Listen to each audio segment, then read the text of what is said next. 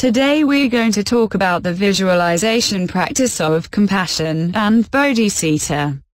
Let us first take a look at what we have just introduced in the Sutra of Visualization of the Buddha of Infinite Life, which presents the conditions on how, if we wish to, we could be reborn in the Pure Land of Buddha Amitabha. Will we be eligible to go there? Clearly, it states in detail that, all laymen in the future generations, you want to practice the pure karma. Then, what is the pure karma? It is the pure acts, where all the attractional forces linked and generated by these acts are enough to carry us to the Western Pure Land of ultimate bliss. Those are called the pure karma, a kind of attractional forces resulting from your pure behaviors. So, what does it mean? Let me explain it now. If you want to be reborn in the Western Pure Land of ultimate bliss of the Amitabha Buddha, you should perform 3 meritorious acts. You should perform 3 kinds of meritorious acts. Firstly, you should attend dutifully to your parent. Attend dutifully to your parent is that you cannot say, my parent treats me bad, or they are not treating me as good as others' parents treat them. By many comparisons, using various excuses and reasons to support yourself from not attending dutifully to your parent. Those are wrong. Moreover, it also says that you should serve and respect your teachers and elders. Then what is to serve and respect your teachers and elders? That is to say, you should have a respectable heart to serve and respect those teachers and elders who teach you. Furthermore, you should also have a compassionate mind, refrain from killing. Have a compassionate mind, refrain from killing means that you cannot commit the precept of killing. You have to possess a compassionate heart. It is because mental strength is very important.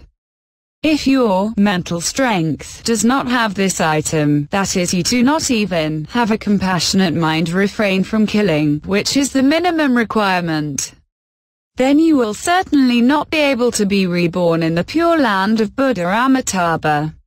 Of course, have a compassionate mind, refrain from killing will as well lead to a lot of other behaviors that we have to do, such as life release, and so on. We should also cultivate 10 virtuous acts. Then, what is the 10 virtuous acts? That is, your body is prohibited from killing, stealing, and engaging in sexual misconduct. Your mind should not give ways to the thoughts of greedy, hatred and ignorance. Your mouth should be refrained from 1. False speaking, that is not lying, 2. Senseless talk, which means not to say obscene speech, 3. Divisive speech means we should not create rifts between people, 4. Harsh speech means not to say foul languages or vicious words to curse others. If you are able to keep these 10 positive actions, and that is the 10 virtuous acts, if you commit yourself to achieve all these 10 positive actions, then you would be able to be reborn in the Pure Land of Buddha Amitabha. The second thing is that you have to receive and uphold the 3 refuges, that is to take refuge to the Buddha, Dharma, and Sangha. These are called the 3 refuges. You have to take refuge first, and that is the minimum requirement. Keep the various precepts means that you receive these precepts and you keep them well. Refrain from breaking the rules of conduct and lowering your dignity means that you would not violate the precepts and let yourself to project some seemingly ugly images of yourself. Thirdly, you have to arouse the bodhicitta, which is the focus of today's teaching. One is compassion, another is bodhicitta. It turns out that these 2 elements are included in the Sutra of Visualization of the Buddha of Infinite Life, and is the required condition for you to be reborn in the Pure Land of the Buddha Amitabha.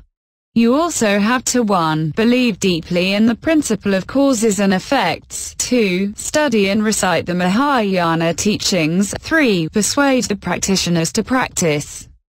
What is the meaning of persuade the practitioners to practice? That is, You not only have to persuade the practitioners to do the Dharma practice, but also you should persuade them to practice diligently, instead of casually practice.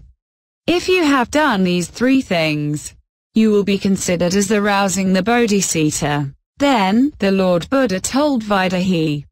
Who was Vaidehi? In the Indian era, there was a man named Ajatasattu. In the era of the Lord Buddha Shakyamuni, there was a king named Ajatasattu. In order to gain the throne, Ajatasattu imprisoned his father, King Bimbisara, and did not provide any food to his father so as to starve him to death. His father was even prohibited from drinking water. Then, who was Vaidehi? She was the mother of Ajatasattu. As a queen, she really wanted to save her husband, but Vaidehi was unable to save him. She was so depressed then, and she asked the Lord Buddha Shakyamuni to see her as she was also under house arrest. Therefore, the Lord Buddha Shakyamuni went to see Vaidehi. Vaidehi said she did not know how to practice the Dharma. She said that she had just used to enjoy life in the past when she was a queen. She did not read the scriptures, and neither listened to the Buddhist Dharma nor did the Dharma practice. But now, she really feels that this world is full of sufferings. As her son wants to fight for power, so he even does such thing by imprisoning her husband, who is the father of her son, and wants to starve his father to death. She coated honey and cheese on her body so as to feed her husband to prolong his life. But after her son found it out, he imprisoned her as well. At first, her son said that he wanted to kill her. If this idea was not stopped by the ministers, she would have already died. To her, this world was so painful, so vicious and so terrifying. Therefore, she wishes to make vow to be reborn in future. After she passes away, she could be reborn in the Pure Land. And she really wanted to be reborn in the Pure Land of Buddha Amitabha, but she did not know how to go there. Could Lord Buddha Shakyamuni enlighten me, i.e., Vaidehi? Therefore, the Lord Buddha Shakyamuni spoke about this sutra of visualization of the Buddha of infinite life. If you want to be reborn in the Pure Land of Buddha Amitabha, you have to practice these three kinds of pure karma.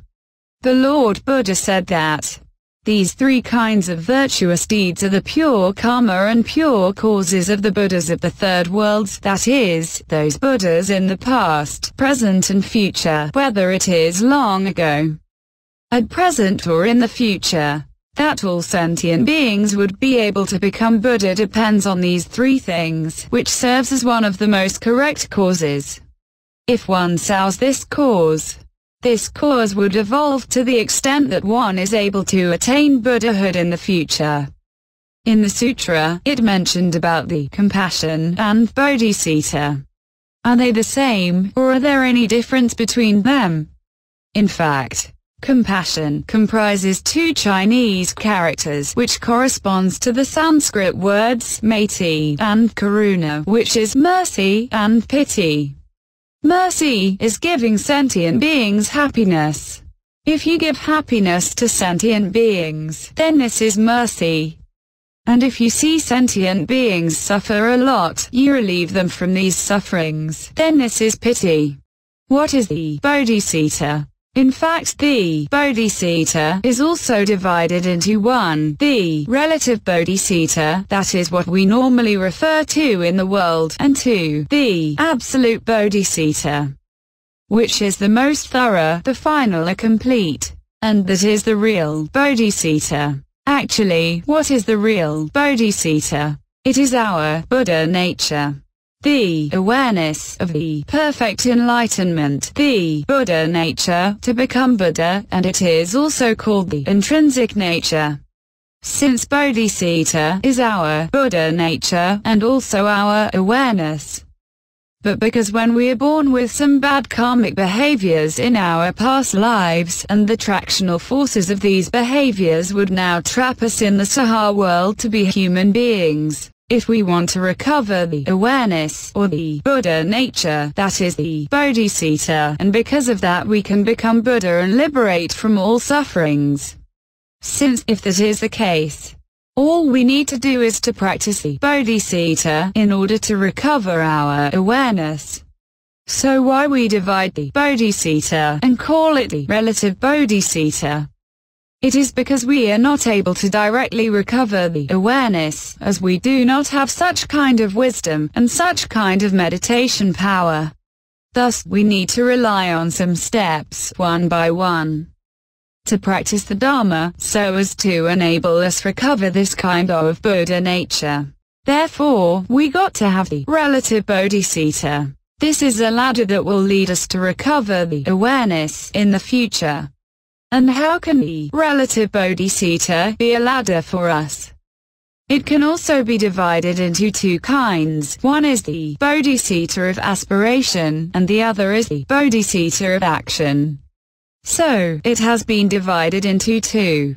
And you need to make an aspiration to recover the Bodhisattva first. Or you may ask, if we want to do it, we would do it immediately.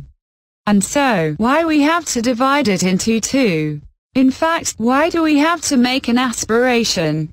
Although you vowed that you are willing to do so, but you may not implement it. So, why divide it into the Bodhisattva of action? Why does it like that? It is because if only we make an aspiration, the merit accumulated is already very great. What is the meaning of arousing one's Bodhisattva? That is, you make aspiration to save all sentient beings, and you hope to recover the Buddha nature, or awareness, to recover 100% of them, which means perfect enlightenment, and thus let you become Buddha. And you also make aspiration that when you become Buddha, you would have recovered all great strength. Then you should use all great strength to save all sentient beings. If you recover the Bodhisattva and awareness so as to enable you to become Buddha, then your goal is not to save yourself to liberate from the tidal sea of sorrow and samsara, but to save all sentient beings. Indeed, the power of these aspirations is very great. Why? Because the Lord Buddha Shakyamuni said that there are 4 incredible forces which are inconceivable in our world. They are so powerful that it is beyond our imagination. And its layers of tractional forces involved is tremendous. Among them, one of the forces is the inconceivable strength of aspirations. As long as you make an aspiration, it will form a kind of tractional forces in your mind, which would like something guiding you to a path that keep guiding you to recover the Bodhisattva. And one day you will succeed at last. However, we do not know when and how long it will take.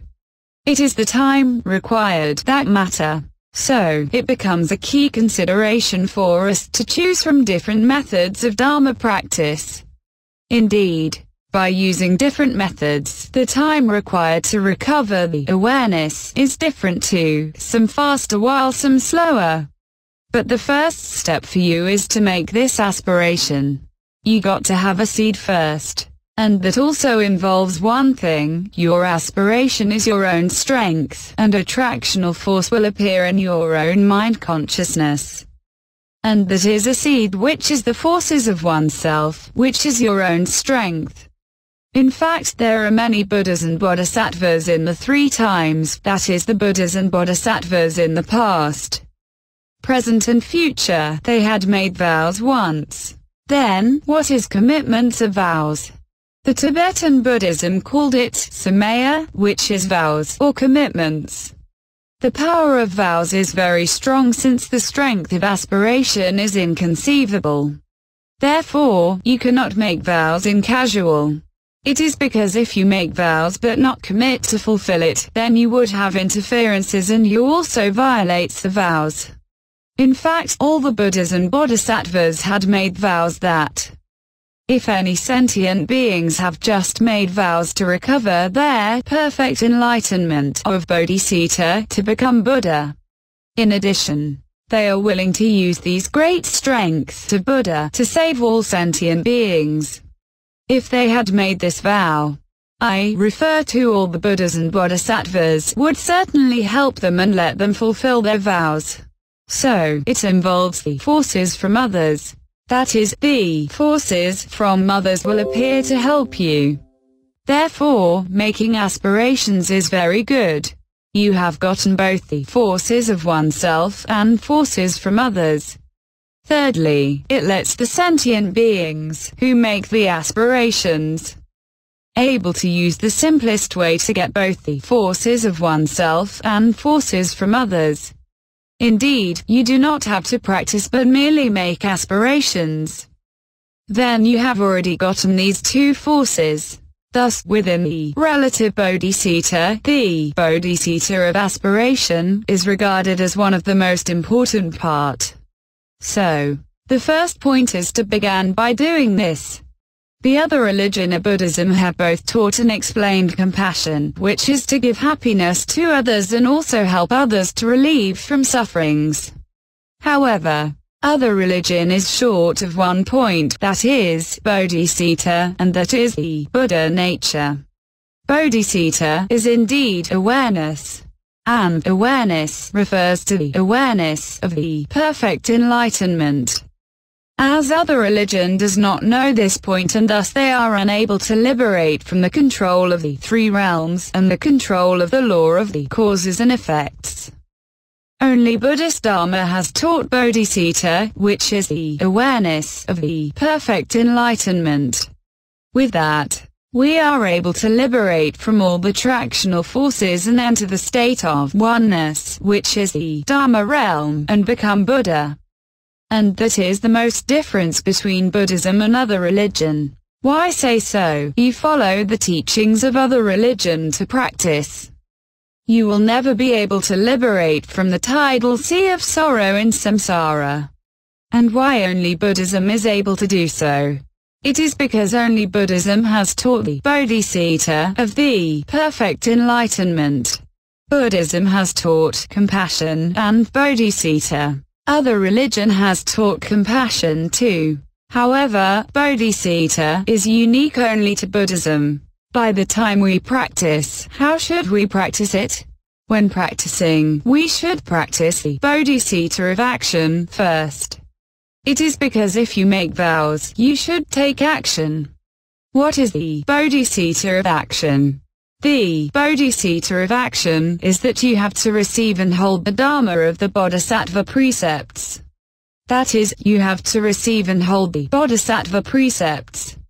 Then, you have to do all the behaviors of benefiting oneself and also benefiting others. 1. Benefiting oneself is benefiting oneself by oneself. And 2. Benefiting others is that you have to benefit others. And you have to do both. Firstly, we are going to explain precepts. What is the Dharma of the Bodhisattva precepts? That is, we are prohibited from using the ways of violating the precepts to 1. Giving happiness, which is to give happiness to others, and 2. Relieve sufferings, which is to relieve sufferings from others.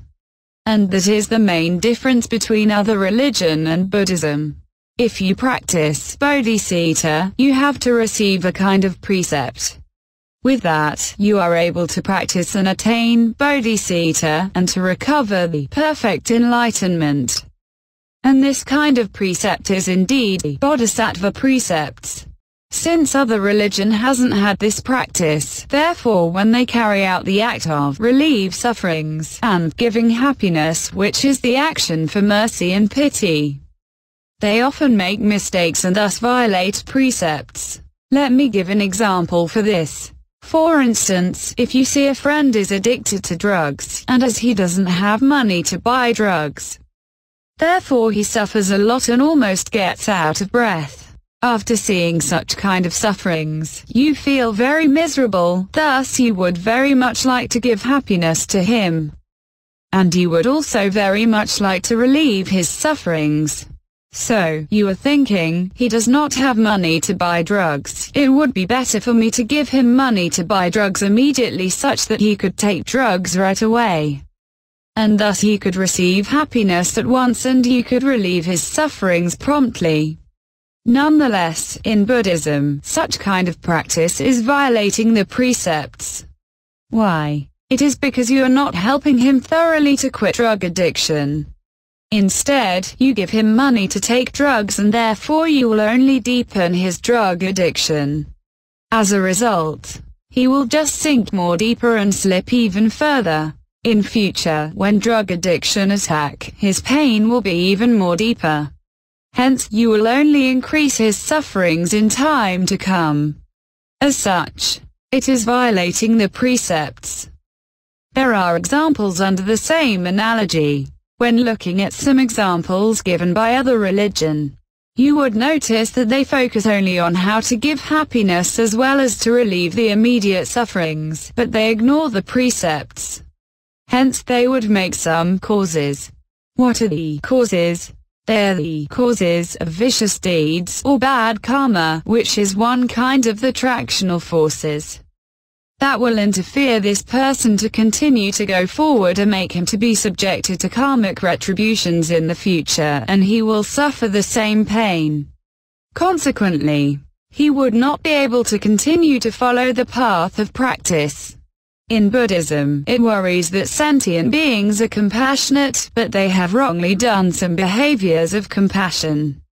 Because of that, it would instead delay their time to recover the perfect enlightenment, and it would also instead make them to be entangled by the vicious deeds, such that they would not be able to continue their practice. So, when we put the bodhisattva of action into practice, we must remember that the first thing we should do is to receive the bodhisattva precepts. At the same time, we should not learn the way other religion do, by ignoring the precepts when we do some behaviors of compassion. And that is the uniqueness of Buddhism.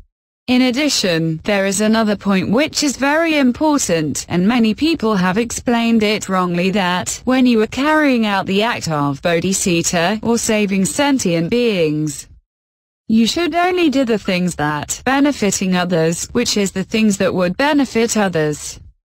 And you should not do the things that benefiting oneself, such that you could lay down your own benefits, so that you would not be clinging to benefit yourself. You should only help others, but not helping yourself. If someone has taught you like that, then he or she had taught you wrongly. And it would evolve in the future, and it will make you tilt to the other side, so that you are easily clinging to just to help others, but not helping yourself. Therefore, you are bound to be under great stress and pain, because when you are in the process of helping others, you would spend tremendous amount of something, whether it is your energy, time and property. When we are no longer able to undertake it, while we are also not able to use the way of benefiting oneself to help ourselves, but only thinking of helping others. Because of that, we will easily enter into a dead end, and it becomes a kind of clinging, or attachment, or a bias for us, so we would put ourselves into a kind of ambivalent that full of struggle and pain. And we call this loss of balance. Therefore, we must remember that when we put the bodhisattva of action into practice, then the behaviors of benefiting oneself and also benefiting others should coexist and should be balanced at the same time. This is very important. For many people, when they practice, this becomes the area that in chaos. So, I would like to remind that you should remember the purpose of our practice for the bodhisattva is to recover the perfect enlightenment so as to enable us to become Buddha. And that is the greatest main cause for us. As for our ancillary conditions, which is the subject of our assistance, whether it is to assist ourselves or others to relieve sufferings or giving happiness, they are just the ancillary conditions. Indeed, the main cause is to recover the bodhisattva of the perfect enlightenment. Other subjects are only our ancillary conditions, so we have to keep them in balance. If only you lose your balance, then you would not be able to practice to accomplish the perfect enlightenment, such that you would also not able to attain Buddhahood. Then, you would only wander through time and go further and further away from the goal. We call this the slightest difference, 1,000 miles in error. You just deviate a bit. And when you go further, you will discover that you will never be able to achieve the goal. If we are able to clearly distinguish between the mercy and pity that mentioned by other religions and the relative bodhicitta that mentioned by Buddhism, then we are able to see what the most thorough and complete absolute bodhicitta in Buddhism is, and how to practice it. That is, you should practice the relative bodhicitta, which consists of the bodhicitta of aspiration and the bodhicitta of action, where both should be practiced in complement with the precepts, meditation and wisdom, and also should be balanced in the middle way. Then, what is the meaning of the middle way? That is, there is no deviation and no clinging, and is what I have just taught and explained. You would not tilt to one side but practice it in complement with the precepts, meditation and wisdom to enter the state of the emptiness, neither existence nor voidness. And that the crystal clarity, awareness, emerged is actually the perfect enlightenment. And that is the real bodhicitta. Then, what is the crystal clarity, awareness? In fact, the crystal clarity, awareness, is one of the characteristic of the Dharma nature, or the intrinsic nature, or the Buddha nature, which we have already originally possessed. And that is the perfect enlightenment. And that is our bodhicitta. And this bodhicitta is indeed the Buddha nature of the perfect enlightenment. Now we have to find our way to recover the crystal clarity, awareness. In fact, when we practice, and if we want to liberate thoroughly from the tidal sea of sorrow in samsara, we should practice bodhicitta. Then, how about we do not practice it? If you do not practice, then you would not make it. Indeed, if you do not practice bodhicitta, or you do not have bodhicitta, then it is impossible for you to be able to attain Buddhahood. Perhaps you would say, it is too difficult to practice it, how about practice others? It is because we don't know whether we could arouse the compassion. But what are the consequences if you don't practice it? If you do not have the compassion, so just like the sutra that I have mentioned before, then it would be very difficult for you to be reborn in the pure land of Buddha. As you wouldn't able to be reborn in the pure land, then you would have to be reborn in a very bad place. Hence, we should have the compassion, and we should also practice bodhicitta. But how to practice them? So, next we are going to explain about the method of the visualization practice. In fact, we have possessed the Buddha nature when we are born. So originally we don't need to practice it, as we should already have it. Nonetheless, we have taken rebirth in the cyclic existence for countless past lifetimes, where we drew a great deal of karmic forces. These karmic forces were indeed a kind of tractional forces that generated from the behaviors of our virtuous deeds or evil deeds throughout our past lifetimes. It makes us block out a blind from our intrinsic nature and awareness. Therefore, we look like a person who is foolish and doesn't want to understand many things. But no matter how we are blocked out, a majority of people still have one kind of conscience, which is a kind of sympathy.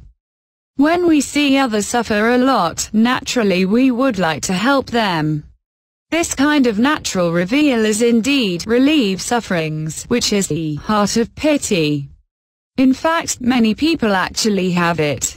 But that the degree they have is different, like 1%, 50% to 100%. Perhaps you really have to train and practice before you could obtain 100% of it. This is the first step along the path for us to recover the perfect enlightenment. We should have a heart of pity, and should also have a heart of sympathy as well. A lot of people already have them, but the question is what percentage do they have? The second point is giving happiness, which is to give happiness to others. That is something we can only achieve through education. It is very difficult for most of the people to be born with this trait. They are usually blocked out. Therefore it is necessary to educate them. We should teach them how to share or sharing happiness, so they know how to give happiness to others. Thus, these usually have to obtain through education. Only a small amount of people is born with it. The third point is when we are in the path of practice, we find ourselves doing quite well in the first point of relieve sufferings, and the second point of giving happiness, such that we can score 40 to 50 marks. In fact, we should learn the Buddhist Dharma in order to move forward to practice the relative bodhicitta. And this is the third step. That is the bodhicitta of aspiration, where we should make aspiration to save all sentient beings.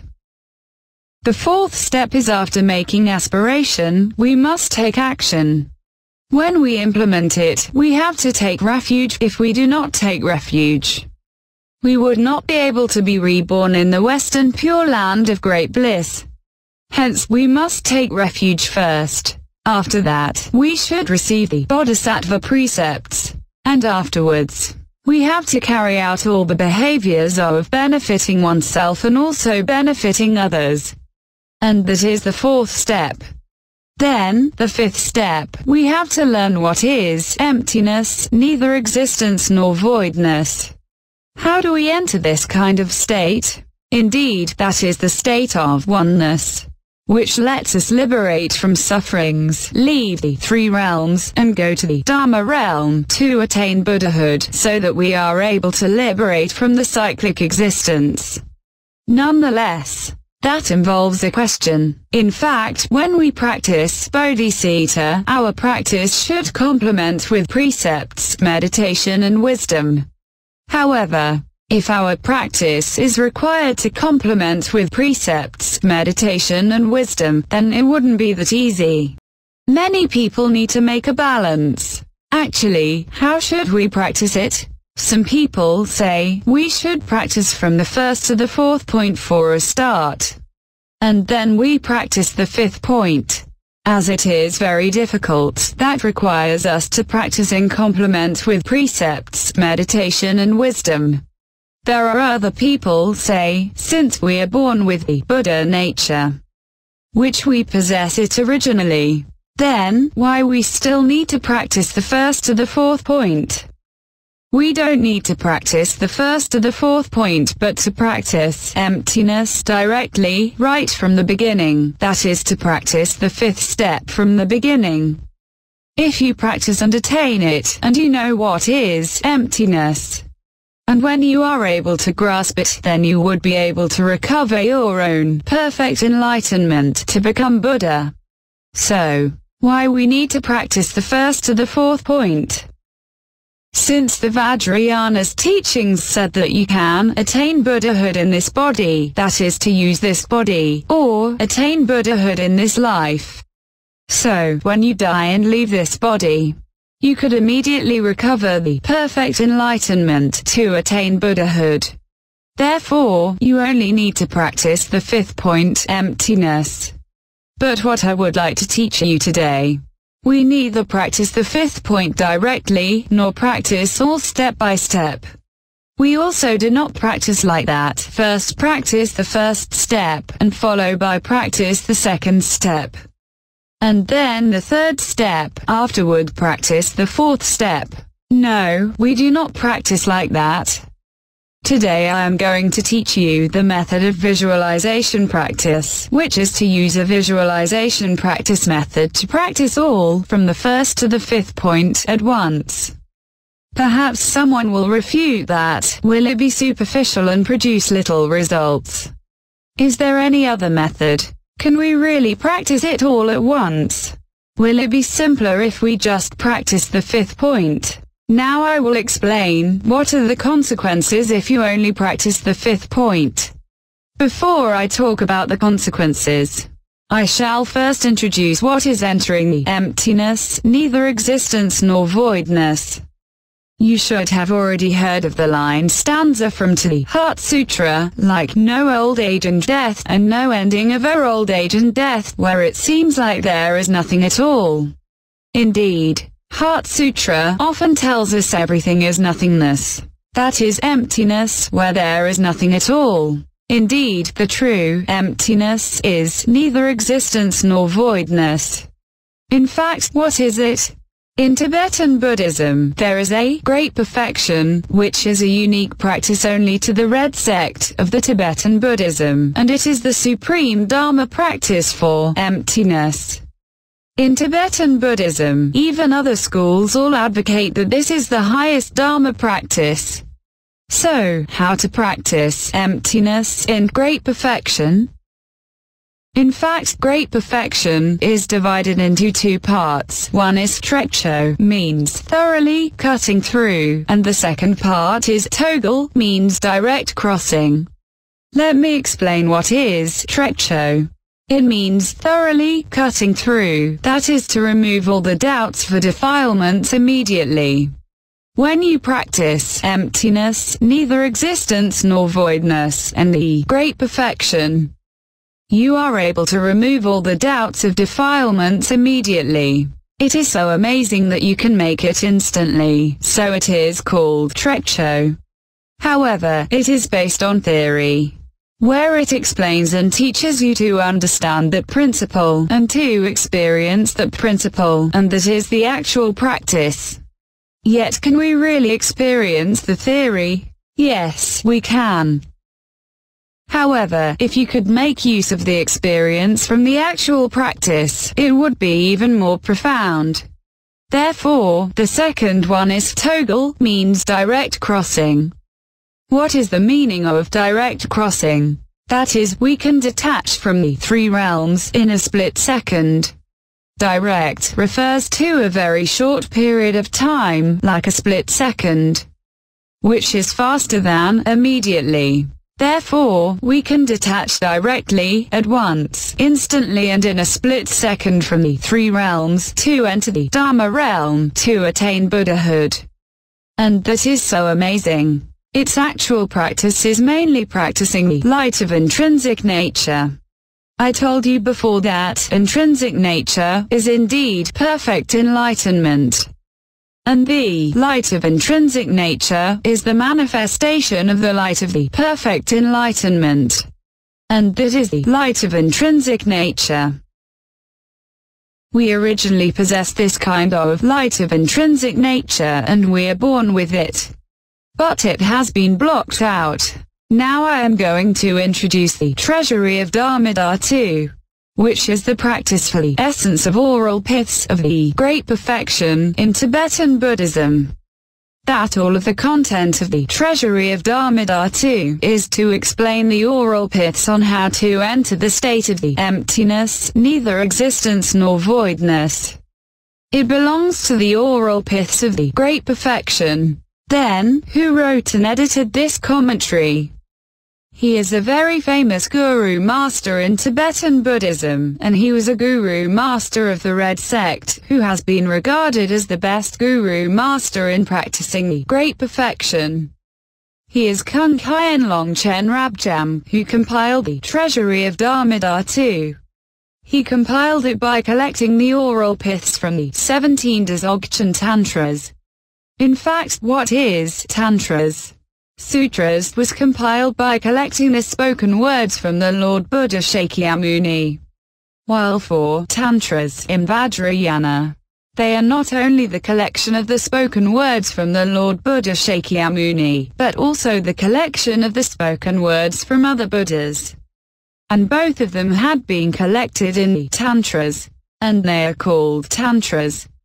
Therefore, if we practice, we should read both the Sutras and Tantras. Kunkhayan Longchen Rabjam had used the 17th uncommon, where uncommon refers to uniqueness. Other people do not have it, and that is uncommon. This kind of actual practice is the practice of the emptiness, neither existence nor voidness. By using the 17th uncommon, he collected the oral piths from them and compiled the treasury of Dharmadhatu. Why do we say, if we know these oral piths, then we would be able to become Buddha immediately? Isn't it that amazing? If you have read the Tibetan Book of the Death, or if you have already heard about our Dharma teachings on YouTube, then you would know, in fact, when we die, and when our spiritual body, which is called the eighth consciousness in Buddhism, leave our physical body, and in that split second when we leave that, all our karmic forces and tractional forces, generated from our numerous past lifetimes, will suddenly disappear. All the eighth consciousness in our mind, containing all kinds of the seeds, including the bad or good seeds, would all disappear, but there is only one thing that will manifest, that is the Bodhisattva of perfect enlightenment, which is the most crystal clarity, awareness, and it will appear instantly. As for Buddha nature, or being called intrinsic nature, and Dharma nature, it has many different names, but actually all these names refer to same thing. And it will appear, when it appears. That is when the perfect enlightenment of the Bodhisattva appears, then we would be able to attain Buddhahood. But why do all the people not going to attain Buddhahood? Instead they continue to take rebirth in the cyclic existence. Indeed, what should we do in order to stay in this kind of state?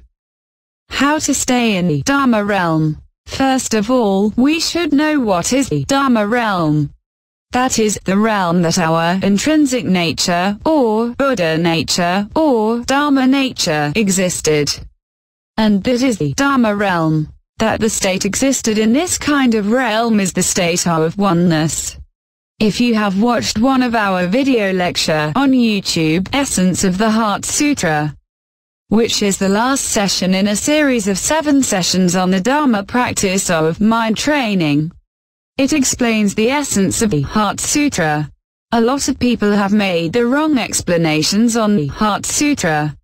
They don't know that what the Heart Sutra tells us is indeed the kind of state in the Dharma realm.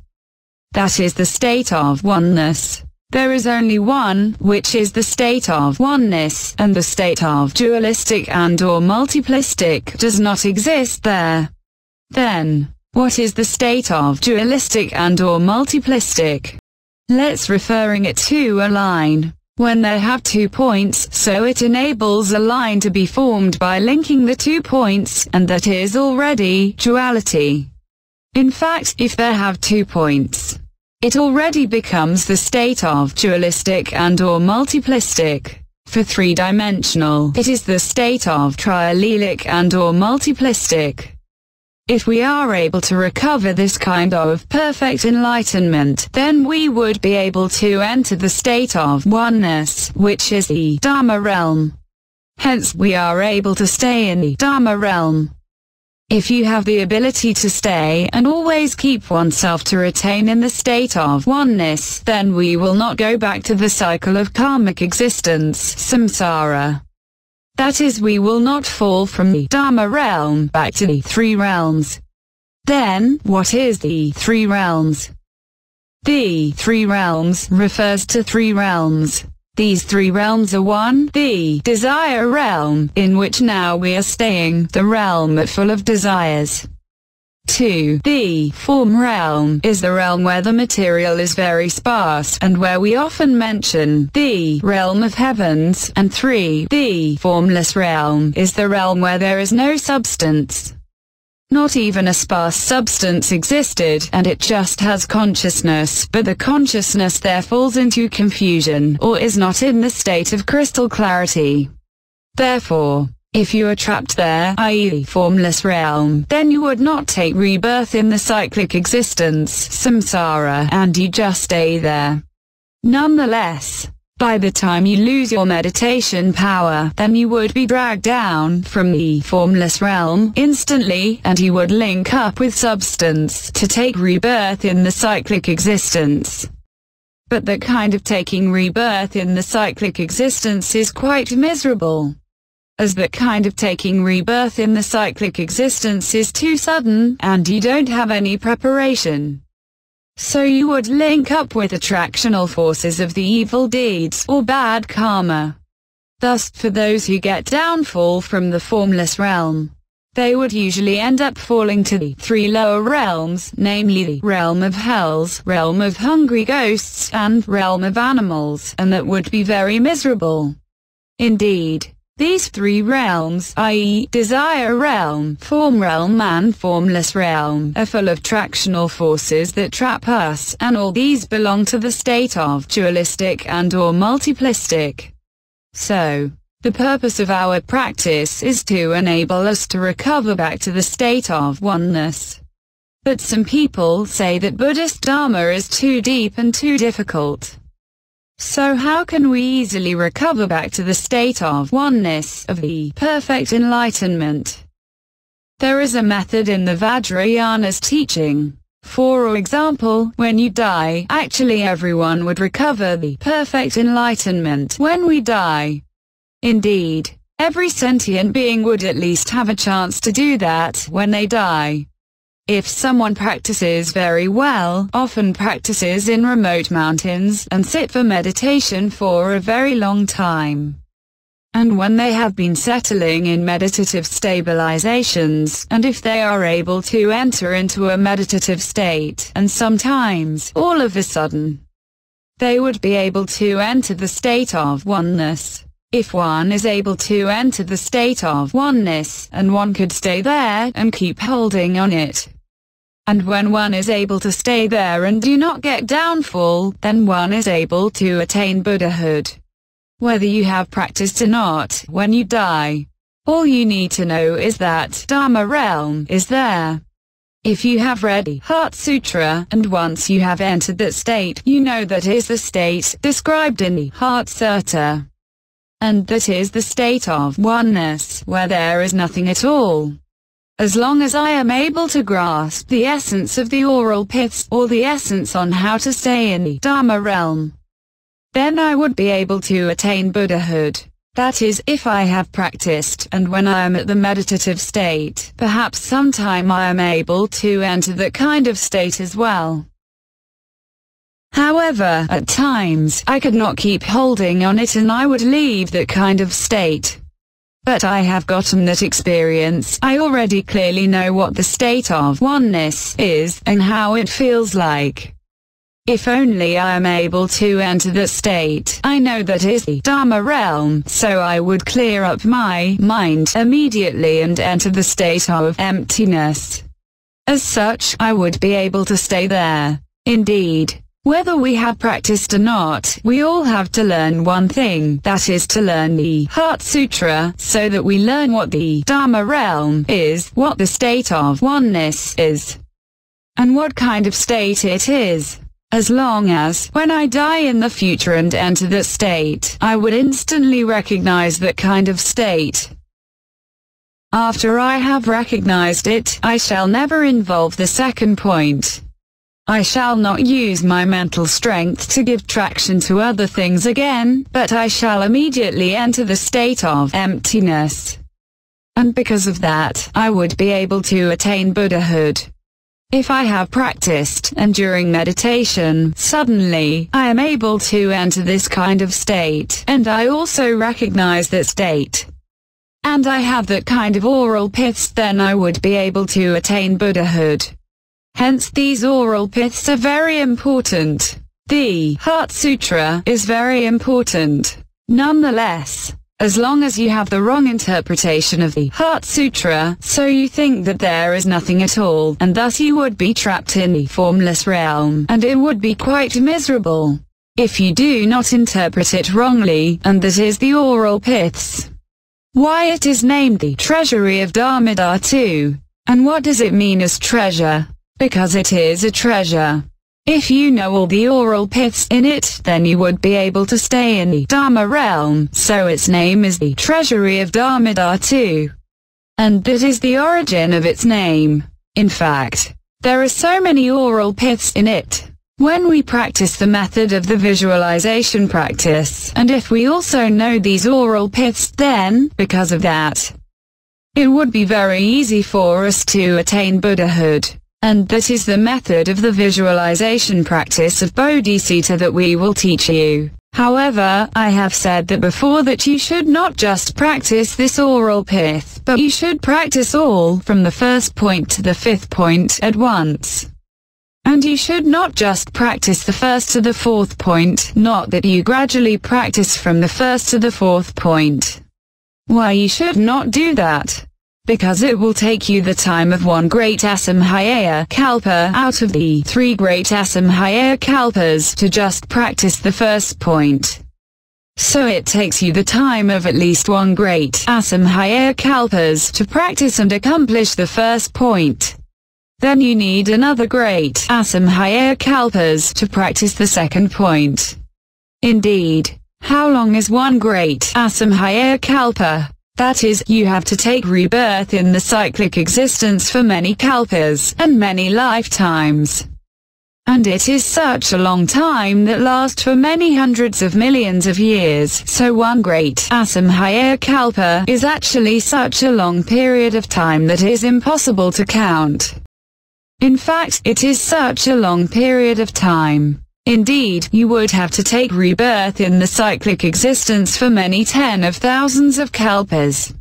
That is, you have to take rebirth for many lifetimes in order to go through one great Asamkhya Kalpa. By going through one great Asamkhya Kalpa, you would accomplish the goal that's set for the first step, that is to score 100 marks for practicing the heart of sympathy. Still, you have to practice the second step, heart of mercy, which is to give happiness to other people, and perhaps it takes half of a great Asamkhya Kalpa for you to practice. Then, for the third step, you have to practice the Bodhicitta of aspiration. And it would take you another half of a great Asamkhya Kalpa to practice. But, in fact, you don't know how many lifetimes that you have to take rebirth in the cyclic existence. Within such a long period of time, it is likely that incautiously you get downfall to the realm of hells, realm of hungry ghosts, and realm of animals. Therefore, it means that for a long period of time you are not able to arise and be reborn in the realm of humans and realm of heavens, as there is basically no such environment for you to practice, and also you do not have the capability to practice, and thus you would not practice at all. Then, if you are able to practice the Bodhicitta of action, it would take you another great Asamkhya Kalpa to practice. And for the fifth step, absolute Bodhicitta, you only have half of great Asamkhya Kalpa of time to practice. In fact, if I practice slowly from the first step to the fourth step, then it is likely that before I could achieve accomplishment, I would have already suffered endless pain, such that I couldn't even continue my practice at all. So, I do not recommend you to practice slowly by starting from the first step and all the way up. And I also do not recommend you to begin with your practice by practicing the fifth step directly. Actually, you only need to begin with your practice by directly practicing the oral piths of the Treasury of Dharma Dhatu, but I do not recommend it as well. Now I would like to explain it to you why you should practice the visualization practice, that practice all from the first point to the fifth point.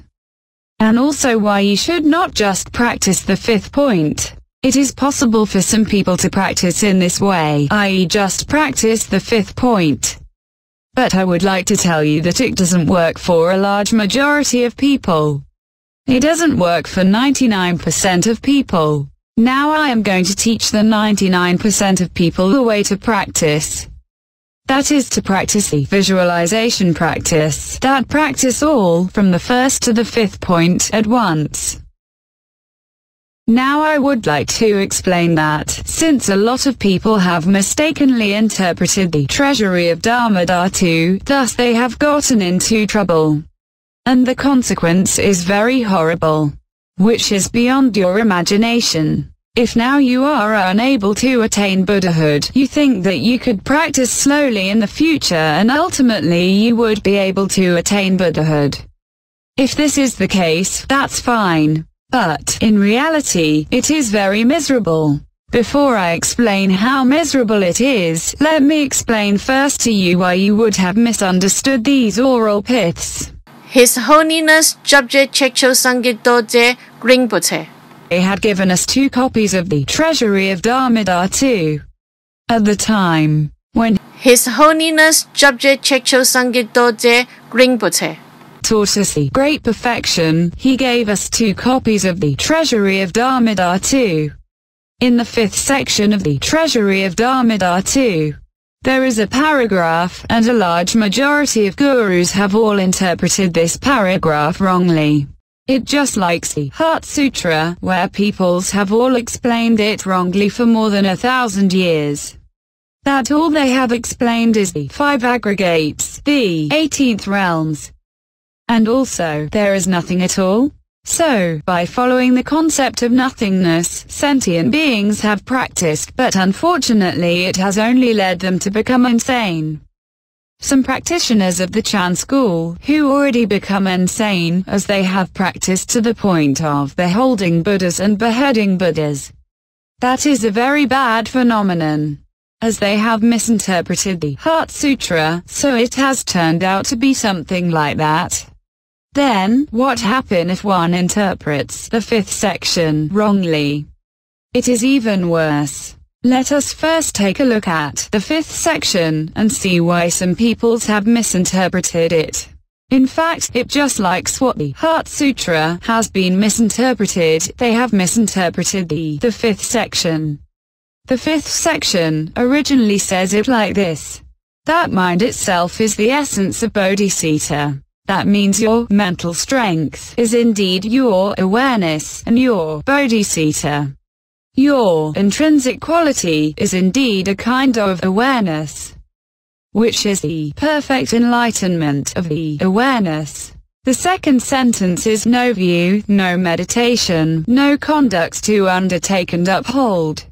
That means, referring to this kind of Bodhicitta, perfect enlightenment, or Buddha nature, also named as Bodhicitta. 1. You don't need any views, and that is, no view. 2. You don't need to meditate or practice, and that is, no meditation.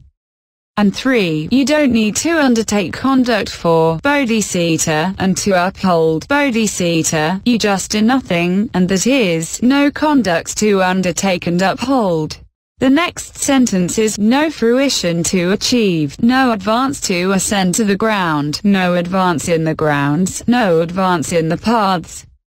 It means that there is absent of the so-called the accomplishment of the fruition, or the accomplishment of the stage of bodhisattvas.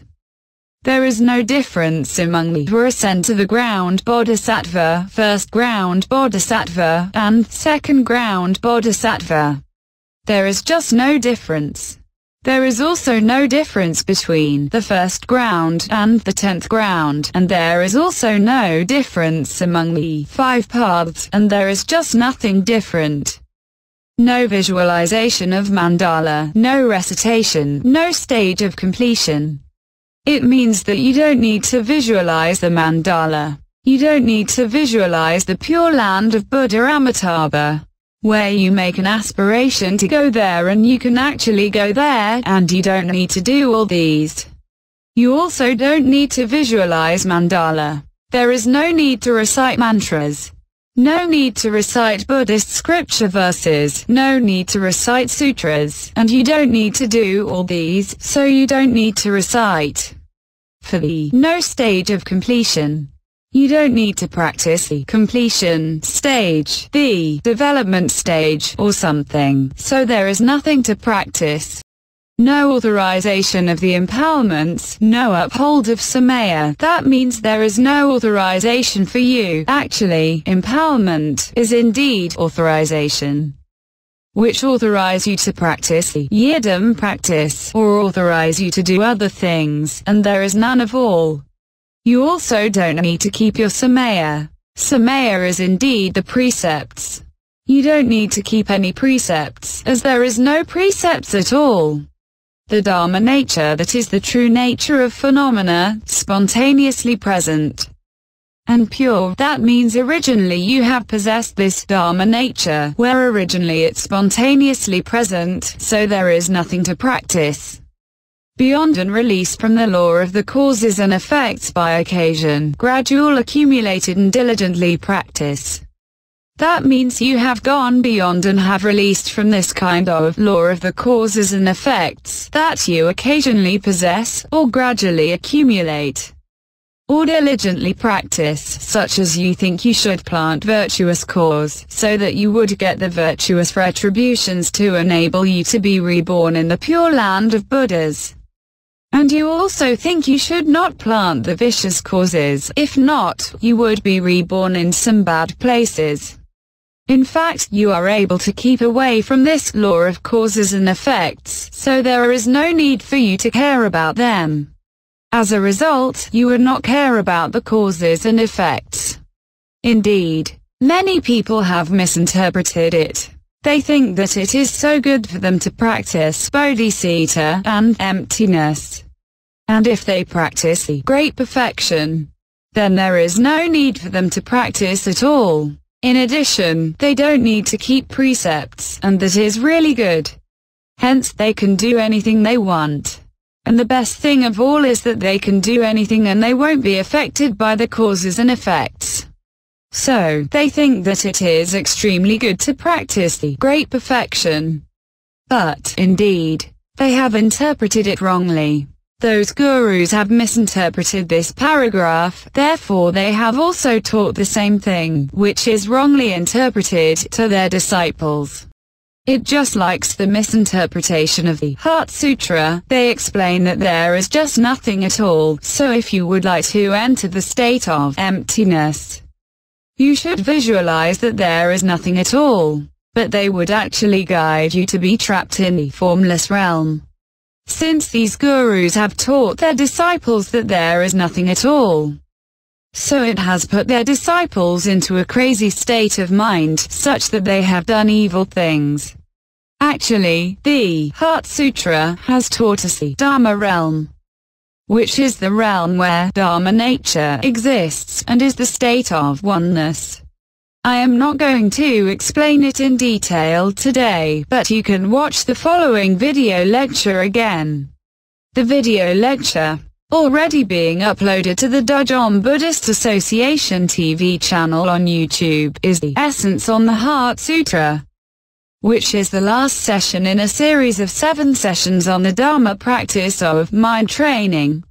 That the state of oneness, taught and explained in the Heart Sutra, is the Dharma realm.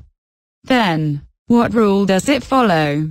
Indeed, it follows the rule of non-attaining.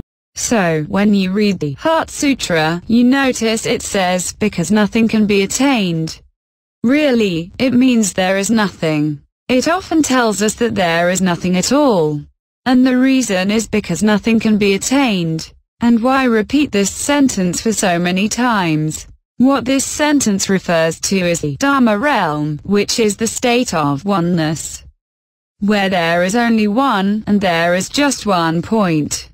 And it follows the rule of non-attaining, because there is just one point, and there is no second point that acts as attraction. So there is no connection. Hence there is nothing at all, and that is non-attaining. You would not get anything, and that is the rule of non-attaining. So, it is a realm of great bliss. You would recover all your great strength, and you would also aware that your Dharma nature and awareness pervasive throughout everywhere in the universe. And your great strength is unlimited, so you know how many drops of rain fall in anywhere of the universe. This kind of realizing and knowing is beyond everything, and you know everything at all. Thus, another name for Buddha is Tathagata, which means know it all, and is absolutely right. They are 100% without any deviation, all pervasive, and know everything. They know it all, and that is the first class realizing and knowing, and that is the crystal clarity awareness, and that is, indeed, the great strength of Buddhas. This kind of great strength could enable you to be released from all the attractional forces. Therefore, you would not be reborn in the cyclic existence again. And in turn you could feel the supreme bliss pervades all over the Dharma realm. You call it happiness, and we call it the bliss of the Dharma realm, abbreviate as Dharma bliss. This kind of bliss is indescribable. In our video lecture on YouTube, Essence of the Heart Sutra, there is a foreigner who had gone through the near-death experiences and raised from the dead. He told us that he entered into this state when he died. Since he didn't know Buddhist Dharma, so he just held up one finger and said, "One." As he was unable to explain the state of oneness. So he just mentioned that it is one. But other people didn't know what he was talking about and thought that he was crazy. Within this video lecture, I have also quoted a paragraph of what he had said. At that time, his feeling was matching with what has been described in the Heart Sutra, and thus he has actually explained the whole state of the complete Dharma realm. Therefore, you should watch this video lecture, The Essence on the Heart Sutra, otherwise you don't know what I am talking about. Nevertheless, how would we be able to enter the Dharma realm? Apart from the fact that when we practice and enter the meditative state, then we might have chance to enter the Dharma realm. There is at least one time that this kind of phenomenon would occur when we die. So, how could we grasp this kind of golden opportunity? It really depends on whether we could understand the emptiness, neither existence nor voidness, or the oral piths of the great perfection. If we understand, then we would be able to abide in the Dharma realm, to attain Buddhahood. So, what does this paragraph explain? It does not tell you not to practice anything at all. Instead, it tells you how to enter the Dharma realm. When you die or when you enter the meditative state. And if you could enter the state of Dharma realm, this kind of state, where there is nothing at all, follows the rule of non-attaining. If you want to abide there, you should understand the Heart Sutra, and also you should know the oral piths. Then, what are the oral piths? This paragraph is indeed the oral piths. It does not tell you nothing at all, but tells you what you need to do if you want to abide there, i.e. the Dharma realm. Let's say when you die and suddenly you enter this state, then you should instantly recognize it. You should have the capability of realizing and knowing, so as to enable you to recognize that this is the Dharma realm, and that is the state of oneness. If you want to abide there, then you should know that this is the nature of Bodhisattva, which is indeed the nature of your own perfect enlightenment, and that is the perfect enlightenment. If you have already recovered it, you should erase the views that you had learned before, so that you won't be drawn by the attractional force again. However, if you think of some views when you are at the state of oneness, such as you need to implement the Bodhisattva, so you should make aspiration to save sentient beings before you attain Buddhahood, then you would immediately create a thought. If you have another thought, then it would become another point. As you currently abide at the state of oneness, and when there is another point arisen from your mind, then you would connect with that immediately. When you remember what you have learnt before, where you have learnt them before, where you have learnt them in the three realms, such as you learned them in the Dudjom Buddhist Association or in other Buddhist organization, then your connection would be linked up at once. In fact, any thought is a kind of connection. So you would instantly connect with the Dajong Buddhist Association in the Three Realms, or other Buddhist association in the Three Realms. As long as you think you have learnt this view before, then you would be connected at once. However, it would be quite miserable, as you would get downfall from the state of the Dharma realm, and the state of oneness. And that means you would be unable to attain Buddhahood. Therefore, the degree of your 100% perfect enlightenment is now declining, so after you have made a connection, it would decline from 100% to 99% right away. If you think further, such as the view that I have learnt, my guru has explained this view in this way. It would be even worse when you continue to think such that it would decline to 97%, 96%, 90%, 80% and 70%. And it would keep declining, and also it would drop very fast. As told by someone, the speed would be as fast as 1/20th of a second.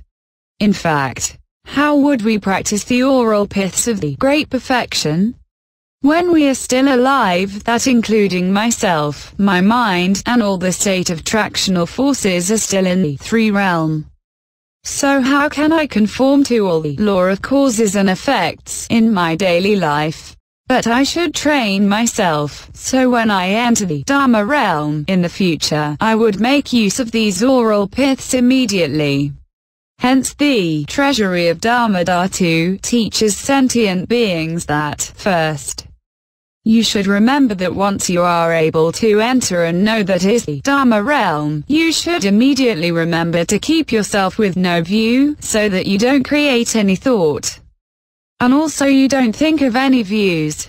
However, if you think of some views, thinking that this is the Dharma realm, which is the state of oneness, and if you still think of a lot of things, then you would most probably fall off from the state of the Dharma realm, and or the state of oneness. Second, you should also remember of no meditation. That is, you should not think you need to meditate or practice, like visualize the mandala and the yidam. Third, no conduct, that is, you don't think that you need to undertake and uphold the bodhisattva. When you think that I am able to enter the Dharma realm and attain Buddhahood, then I would be able to save sentient beings in the future. And as I had made this kind of aspiration before, so I should implement it. And thus I should practice it at the formal meditation session in order to let me abide at the Dharma realm. You also think that, first of all, I should hurry up to practice a ritual in a formal meditation session, and recite the ritual, in order to let me abide at the Dharma realm. As long as you do this, you would immediately fall out from the Dharma realm. Therefore, these oral piths actually tell you that, not that you don't need any views in this world, and you don't need to practice. It doesn't mean that. In fact, it is to say, when you enter the Dharma realm, you should remember that you are at the state of oneness, so you should not think of all these things. There is no view, no meditation and no conduct to undertake and uphold in the Dharma realm, so please never think about them again, and that is what it means. While you just need to think once, then you would get downfall immediately. No accomplishment is to remind you that please don't think that I am going to attain Buddhahood now. I am ascending to the ground now. I am now above the 10th ground, such that I am able to attain Buddhahood. You should not think of all these things again. As long as you think of something, you would get downfall at once. No visualization of mandala, no recitation, no stage of completion stage. These are to remind you that you should not think of practicing the completion stage, visualizing the mandala, or visualizing the pure land of Buddha. You should not think them all. No authorization of empowerments, no uphold of samaya. That means you should not think about those vows that you have already made, those precepts that you have kept, and those empowerments that you have received, such things that enable you to enter the Dharma realm. You should not think of all these. Furthermore, you also should not think that 1. As you have not received the empowerment of the great perfection, how could you practice successfully to achieve accomplishment? And also 2. You haven't practiced the great perfection. Why could you abide at the Dharma realm? You should not think of these, as you would immediately get downfall if you think so.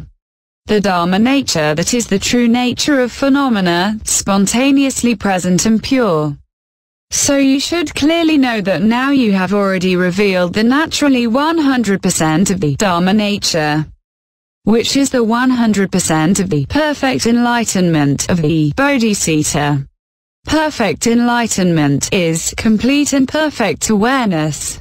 Complete refers to the degree of 100%. While perfect awareness means that the awareness already manifested is absolutely without deviation, not even 1 degree of deviation. But please don't turn it into 99%, 98%, as it would keep declining. In fact, your awareness has already manifested to the degree of 100%. Beyond and release from the law of causes and effects by occasion, gradual accumulated and diligently practice. You must remember that the Dharma realm follows the rule of non-attaining, but not the law of causes and effects. Therefore, you should not think about the causes and effects, such as you think that you have killed someone before, and also you have killed a lot of ants, cockroaches and mosquitoes. You should not think of these things. You should not think that, since I have killed a lot of ants, so I don't know whether I could attain Buddhahood. Indeed, you should not think of these anymore. You should go beyond these causes and effects. As the Dharma realm follows the rule of non-attaining, but not the law of causes and effects, so you should not think of all these things anymore. Therefore, this paragraph has been misinterpreted by other gurus, so all of his disciples have been suffered a lot. Then how do they suffer? Now I am going to explain about that. You should remember what law does the 3 realms follow. That is the law of causes and effects. Now we are following the law of causes and effects as well. We are still staying at the 3 realms, but we train our mind to enter the Dharma realm, which is the state of nothingness. However, if you mess up to these 2 laws, so when we are still staying at the 3 realms, where anything that we do would draw up karmic forces, but your mind keeps thinking of nothing at all. So, you think, I don't need to practice the Buddhist Dharma, nor do I need to keep the precepts, as there is no causes and effects. Hence there exists contradictions. And when these 2 things are unable to keep in balance, and to be integrated, then you would practice to the point of insanity. And that is the point you should pay attention. Hence, we must remember that now we are staying at the 3 realms, and we are controlled by the karmic forces that we accumulated in the past, the karmic forces drawn up by the things that we do now, and the karmic forces drawn up by the things we will do in the future. Therefore, we would definitely be trapped by the causes and effects. So, please remember this point. You should have the capability of realizing and knowing to understand that we are staying at the 3 realms now. Then, when you die, and when you enter the Dharma realm, you should know that you have abided at the Dharma realm. Therefore, you should distinguish what to do in the 3 realms, and what to do in the Dharma realm. And please don't mess them up. A lot of practitioners have misinterpreted the Buddhist sutras, and they have also explained Buddhist Dharma wrongly, as they have gotten it wrong. So when they are staying in the 3 realms, but they have talked about things at the Dharma realm. On the contrary, when they are staying at the Dharma realm, they have talked about things in the 3 realm. Actually, they have messed up completely. Those sentient beings who listened to what they are saying would also get it wrong. So, we should remember that we are now staying at the 3 realms, and that is the fact. and you haven't yet attained Buddhahood, you haven't yet died, and you haven't yet entered the period of the 20th of a second of the Dharma realm. So you should still be trapped by the causes and effects. If you do not practice from the first to the fourth point, but you just practice the fifth point, such that you would not have virtuous merits, it is because you haven't accumulated the virtuous merits. Consequently, you would not be able to take rebirth in the pure land of Buddhas. You should ask yourself what consequence would occur if you fail. Some people say, when you die and the Dharma nature appears at the time of less than a 20th of a second, and by then you have already fallen out of the Dharma nature. If you cannot even figure out whether that really is the Dharma realm, and so you do not follow the rule of non-attaining, instead, you still follow the dualistic and/or multiplistic thought, and by the time you follow these thoughts, you would easily get downfall. Have you ever wondered what happens in case you fail? Those practitioners who trap themselves in a cave and sick for the whole time, eat very little a day and sick for the whole time, and they continue to sit for the whole time without any food and water. Do you know why they do these?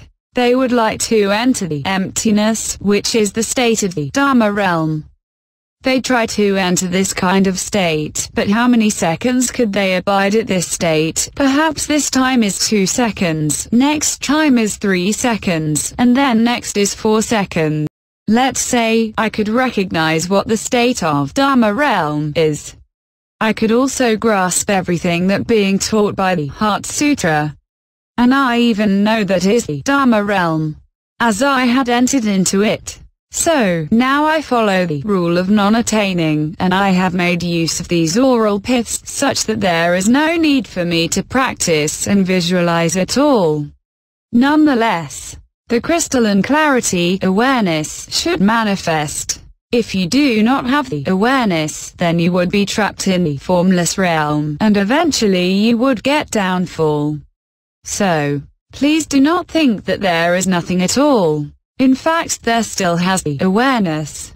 There still has the bodhicitta. If I am unable to keep holding on it, perhaps I might need to take 4 or 5 seconds to enable me to grasp such a lot of things.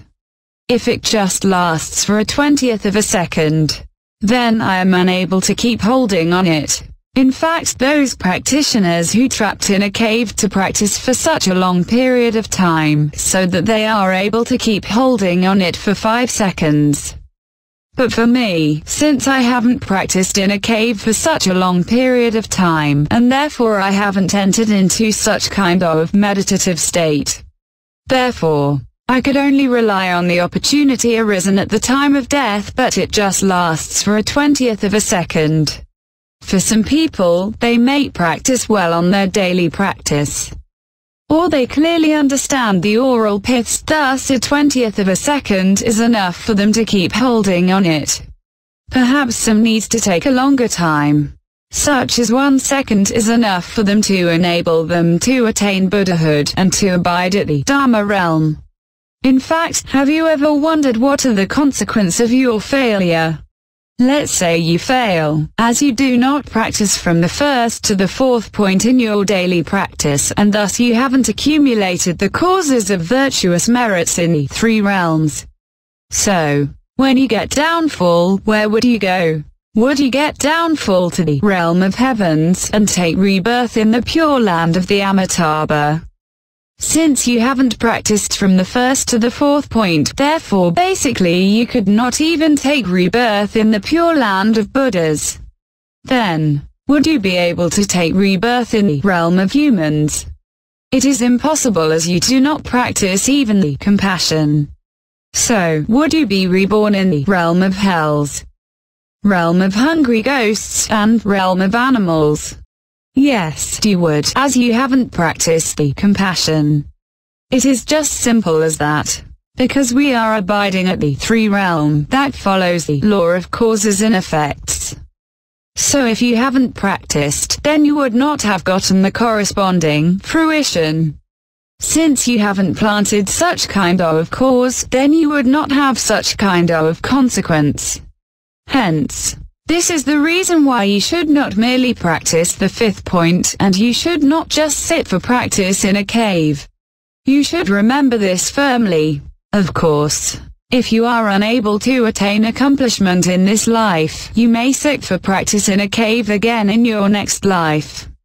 But the question is whether there is still anyone who would teach you how to practice. I think that you would not have this chance again, as you haven't accumulated the virtuous merits. Therefore, please remember that, in order to have an insurance for your practice, we should not learn to run before we have even learned to walk. So, we should have the view, the meditation, or practice, the conduct, the accomplishment of the fruition, the progress, the ascent to the grounds and paths. We should know what grounds have we been. We should also visualize the mandala. Then we would be able to take rebirth to the pure land of Buddhas in the future. We should have recitations. Whether it is to recite the holy names of the Buddha, to recite mantras, to recite sutras, and to recite rituals. Furthermore, we should practice the completion stage, and also the development stage. We should practice the emptiness, and practice the emptiness, neither existence nor voidness. We should have the authorized empowerments, and we should keep the precepts. These are extremely important. In addition, we should know that we would have the causes and effects, no matter they are the causes and effects that cause by occasion, gradual accumulated and diligently practiced, so we would have the causes and effects. Moreover, please don't miss this last point, that we should complement with emptiness, neither existence nor voidness, and that is the fifth step. That is to say that we should have a method of the visualization practice of Bodhicitta, which is the method of visualization practice, to practice all from the first to the fifth point at the same time. And you do not just practice the first point, and follow by practice the second point, and when you finish it, then you practice the third point. If you follow this way, you might already die, but you still couldn't attain accomplishment. And you should not just practice the fifth point too, because if you fail, you would be quite miserable, as you would be reborn in the three lower realms. And so you would not be able to take rebirth in the pure land of Buddhas. So, what should we do? It would be quite miserable. That is why I said we should practice all from the first to the fifth point at the same time. Let's just take a look now. We will make use of a kind of a visualization practice for us to practice all from the first to the fifth point. This is actually a kind of an insurance for our practice, as we cannot go without prior knowledge. In fact, what would be the consequences if you have wrongly interpreted the Heart Sutra? Firstly, you would be trapped in the formless realm. Form means substance. Formless realm means that the realm does not have any substance, but only your consciousness. And you would fall into a state of crazy mind of nothingness. For example, you can see from history, there are many practitioners of the Chan school who had practiced but to become insane, as they usually said that, beholding Buddhas and beheading Buddhas. They think that since there is nothing at all, so the Buddha is also a fake one. Whenever you enter the meditative state and see a Buddha, then I would behead him. Or you think that, see the mountain is not a mountain, see the water is not water. Now you are abiding at the three realm, and when you cross the road and a car is coming, but you often practice that, see the mountain is not a mountain. But why it is to say that, see the mountain is not a mountain? It is because they want to break all the concepts, such as to break the concept of a mountain. Thus they think that the mountain is not a mountain, so that there is no concept of a mountain. Therefore, when you see a car is coming, but since there is no concept of a car for you, and there is no concept of being killed by a car for you too, therefore, you walk straight across the road. As a result, you would be killed by the car. They often have the confusion to understand whether they practice one by seeing the mountain is not a mountain, seeing the car is not a car, which is the state of the Dharma realm, where there is nothing at all, or two, by seeing the car is a car, which is the state of the three realm, follows the law of causes and effects, so a car would crash and kill us. Indeed, where are we actually abiding at, the three realm, or the Dharma realm? If your thought is at the Dharma realm, but you physically are still in the three realm, then it would turn into chaos. In fact, some people had practiced along this way and become insane. You can see from history that recorded many public cases showing that these people had practiced along this way and become insane. But why it happens? It is because you have lost the awareness, you have practiced it wrongly, and you have misinterpreted the Heart Sutra. In fact, emptiness doesn't mean there is nothing at all, but it means neither existence nor voidness, and I shall explain it later. When you lose your awareness, as well as Bodhicitta, you don't even have the awareness of realizing and knowing that the car will crash over. That means you have lost the awareness, so how could you practice to attain Buddhahood? In order for one to be able to abide at the Dharma realm, one should have the awareness of the perfect enlightenment. And indeed it should be the 100% crystal clarity of awareness. But you have turned your awareness down to zero, and that means you have practiced it wrongly. Since you have misinterpreted the sutra, then you would practice it wrongly. As a result, you would never ever be able to attain Buddhahood. No one can explain this principle before. In fact, when they explain the Heart Sutra, they merely explain the 5 aggregates and the 18th realm. But they had never explained that the Heart Sutra is actually describing the state of oneness of the Dharma realm. As no one has explained about this, therefore no one can figure it out. So, their thought has been blocked out, thus they could not understand the Buddhist Dharma, and therefore they could not concatenate to understand the Buddhist Dharma. So they could not use them correctly. And that is the consequence of misinterpreting the Heart Sutra. But what is the consequence of misinterpreting the treasury of Dharmadhatu? It would put the practitioners into a state of indulgence, shameless, no shame, crazy, and loss of rescue. Then they would be dragged downward to be reborn in the 3 lower realms. That is the realm of hells, realm of hungry ghosts, and realm of animals. If you had misinterpreted this paragraph of the treasury of Dharmadhatu, you would be dragged into this kind of state. Some people said that a lot of gurus had told them, if they practice the great perfection, they don't need to keep their precepts. They said that, as they keep the intrinsic nature of precepts, so there are actually no precepts that need to be kept. So, I have refuted them by explaining it in our video lecture on YouTube, the Mind Training series. Indeed, what they say have misled the sentient beings, such that they have led the sentient beings to insanity. It is because they have wrongly interpreted the intrinsic nature of precepts. Then, what is the intrinsic nature of precepts? In fact, intrinsic nature is our Buddha nature, and the intrinsic nature of precepts is all the behaviors naturally revealed by our Buddha nature.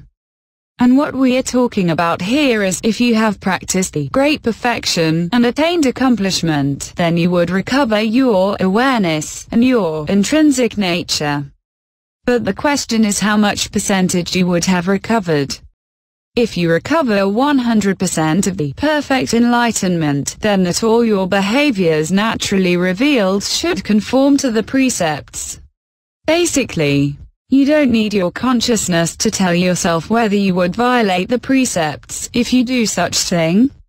Do I violate the precept if I do this? You don't need to ask this question anymore, as everything you naturally do would not violate the precepts. and that is the intrinsic nature of precepts, which naturally manifest the bodhicitta.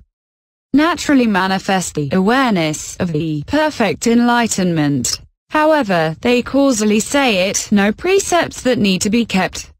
But that is just what they said. In fact, what they said, no precepts that need to be kept, is wrong. Instead, because all your behaviors naturally revealed has already conformed to the precepts. So you don't need to specifically remind yourself to keep the precepts. So, what they said, no precepts need to be kept, is wrong. They have wrongly interpreted it, but because they feel like there are no precepts need to be kept, so they perpetrate whatever evils they please. They even misinterpret the intrinsic nature of precepts. In fact, the meaning of the intrinsic nature of precepts that they have explained is wrong. Now I am going to explain a case that will tell you the consequence would be quite horrible if you have misinterpreted the treasury of Dharmadhara too. That kind of horror is really beyond my imagination. On the 4th of October 2017, a few days ago, in the Weekly Post magazine of the South China Morning Post, published a detailed case of a Buddhism scandal. The electronic version of the Post magazine was published on the 4th of October 2017. The print edition is published today, and you can buy it from the convenience store. Today, the 8th of October 2017, in the Weekly Post magazine of the South China Morning Post, it publishes the case. And right from the beginning, it has already talked about some other things. On page 21, it formally publishes the case, where it uses 6 pages to cover this scandal. While it talks about something related to the Tibetan Buddhism before these 6 pages, but I am not going to talk about these. This scandal has caused a sensation to the West and to the entire Buddhist community, even non-Buddhist community, and now it is also spreading to the East. And it will also cause an extremely great sensation. In order to save the sentient beings, today I have explained 1. This topic, Bodhicitta, 2. The Great Perfection, where there is a paragraph that have been misinterpreted by others. And 3. The Heart Sutra, where there is also a paragraph that have been misinterpreted by others. But this is still not enough. In order to save a majority of the victims, I am going to explain another point. Here, it mentioned that a large number of victims have suffered. By seeing this situation, I think this is really horrible. Therefore, I must explain it to let you know, if you practice wrongly and misinterpret these sutras and tantras, then what are the serious consequences that you would have. Meanwhile, you can buy this weekly magazine for yourself to read. And now I am going to explain how serious the situation is.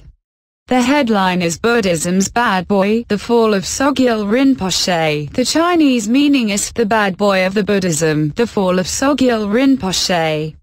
Rinpoche literally means precious one. Now let me explain about it. Sogyal is the author of a book named The Tibetan Book of Living and Dying, which recorded a global book sale of more than 3 million copies. A lot of people know him, and he is very famous. This book was published in 1992, and it enables him swiftly to become a famous guru of Tibetan Buddhism. In 1979, Rigpa, an international Buddhist organization, is founded by him. Rigpa has centers and groups in 41 countries around the world and has approximately more than 130 branches to teach disciples the Buddha's teaching. So, after the scandal broke out, it unveils a large number of victimized sentient beings, and the situation is just so miserable.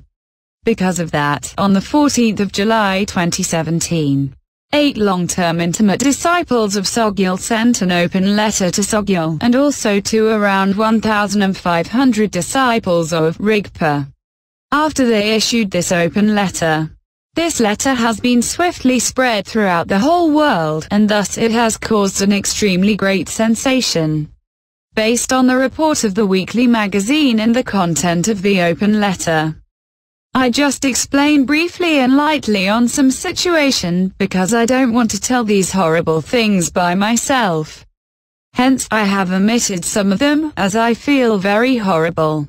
Firstly, his behavior is physically, emotionally and psychologically abusive his disciples.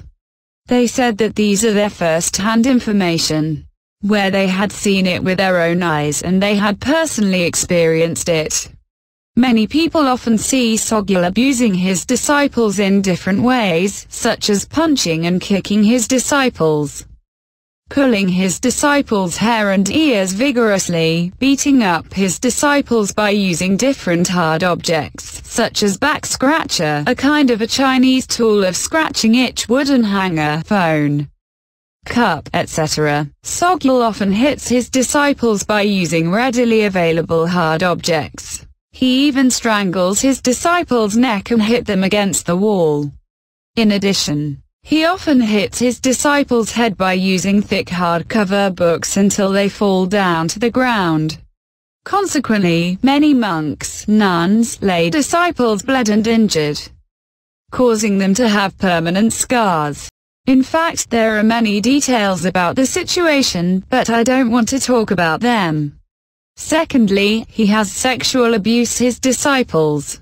By using his status as a guru, he forces, controls and intimidates his disciples, such that 1. He requests the young female disciples, including some already married, to provide sexual services for him. Since these behaviors have been lasting for decades, therefore the number of victims is numerous. On the internet, it mentioned that some people had sued him in the court for the allegations of sexual abuse, but actually it is merely the tip of the iceberg. These are all from the contents published by the magazine and the open letter. And I have just written it down in a simplified way. And it is not what I said.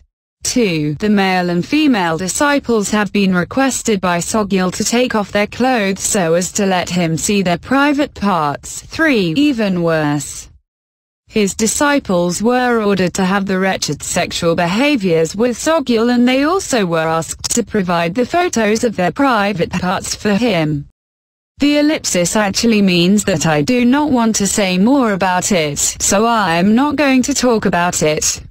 It is better for yourself to read the weekly magazine and the open letter, because it is really horrible, so I dare not say, and I do not want to say it anymore.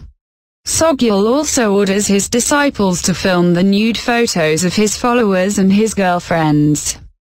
He even forces his disciples to make the photo mosaic and let other people see. It is also reported that he has ordered at least one of his female followers to provide sexual services as an offering to a lama. The public letter also accused that Sogyal had asked the informed persons to tell lies. As there were many followers serve him, he demands them to tell lies and withhold these facts, including not to let those female disciples who have the sexual relationship with him know about each other. These are not allowed to say. Sogyal himself openly talks about these relationships. If he was accused by someone, he replied that these relationships are very normal, that they were done by mutual consent and it is totally proper. Furthermore, he said that he is not a monk. Therefore, he has denied all the allegations. He said that his behavior is normal, and he even said that he was lured by others. He also said that the purpose of these sexual relationships is to practice a Buddhist Dharma, which is the crazy wisdom, and that is one of the topic that I am going to explain today. He said that these behaviors are for practicing the crazy wisdom, and he just practices like the ancestral master. The ancestral master, who practiced the crazy wisdom, would do the same thing, so he just follows the way they had done. He explained like this, and his disciples also believe so. Indeed, some disciples have endured these for 10-something years to many years. Finally, it becomes unbearable for these disciples. and thus this sensational tragedy has been unveiled. Moreover, there is a third allegation. It points out that Sogul is extravagant and he is living a dissipated lifestyle. The weekly magazine has illustrated it very detail. So, here, I am not going to talk about these. But I will tell you an example for easy understanding. Every time Sogul goes aboard, he would request his disciples to arrange good wine, good meat and beautiful girls for him. If his disciples cannot arrange these, he would hit his disciples by using some hard objects. And his disciples would definitely be abused violently. This reminds me that there was such a practitioner in the Tang dynasty, who is Master Kuiji, and he was the disciple of the Master Xuanzang. He was also the master of the Dharma Laksana school. He has an alias called the Three-Cart Monk. When he took a tour, he would go out with 3 carts that filled with gold, wine and meat, books, and concubines, that is, beautiful girls. Therefore, he is known as the Three-Cart Monk, and you can search the web to find it out. Then, the fourth allegation is that he often intimidates his disciples. And he intimidates them. Not to say anything about these, otherwise they would encounter danger, and their family members would also encounter danger. I just mentioned these based on the content of the open letter. And they are not fabricated by me. In fact, I have already prettified these allegations by not talking too much in detail, but I still feel very horrible. And this scandal is actually very serious. According to their explanation, the disciples of Sogul asked him why he wants to do this. Sogul explained that he is following the tradition of the crazy wisdom, and so he uses one of the method of the skillful means, which is the wrathful compassion, to teach his disciples that all he has done is for the benefit of his disciples and for their own good. The purpose is to let his disciples liberate from their habitual programming. He said that he wants to break through all their concepts, such as, see, the mountain is not a mountain. And he wants to break all their inertial programming and concepts, so that they can release themselves from these inertial programming and concepts. And that is why he does these. Now I am going to explain what is crazy wisdom. In fact, the crazy wisdom is very popular in the West, such that it also hurts a lot of people. Since it is less popular in the East, thus the people in the East are relatively lucky.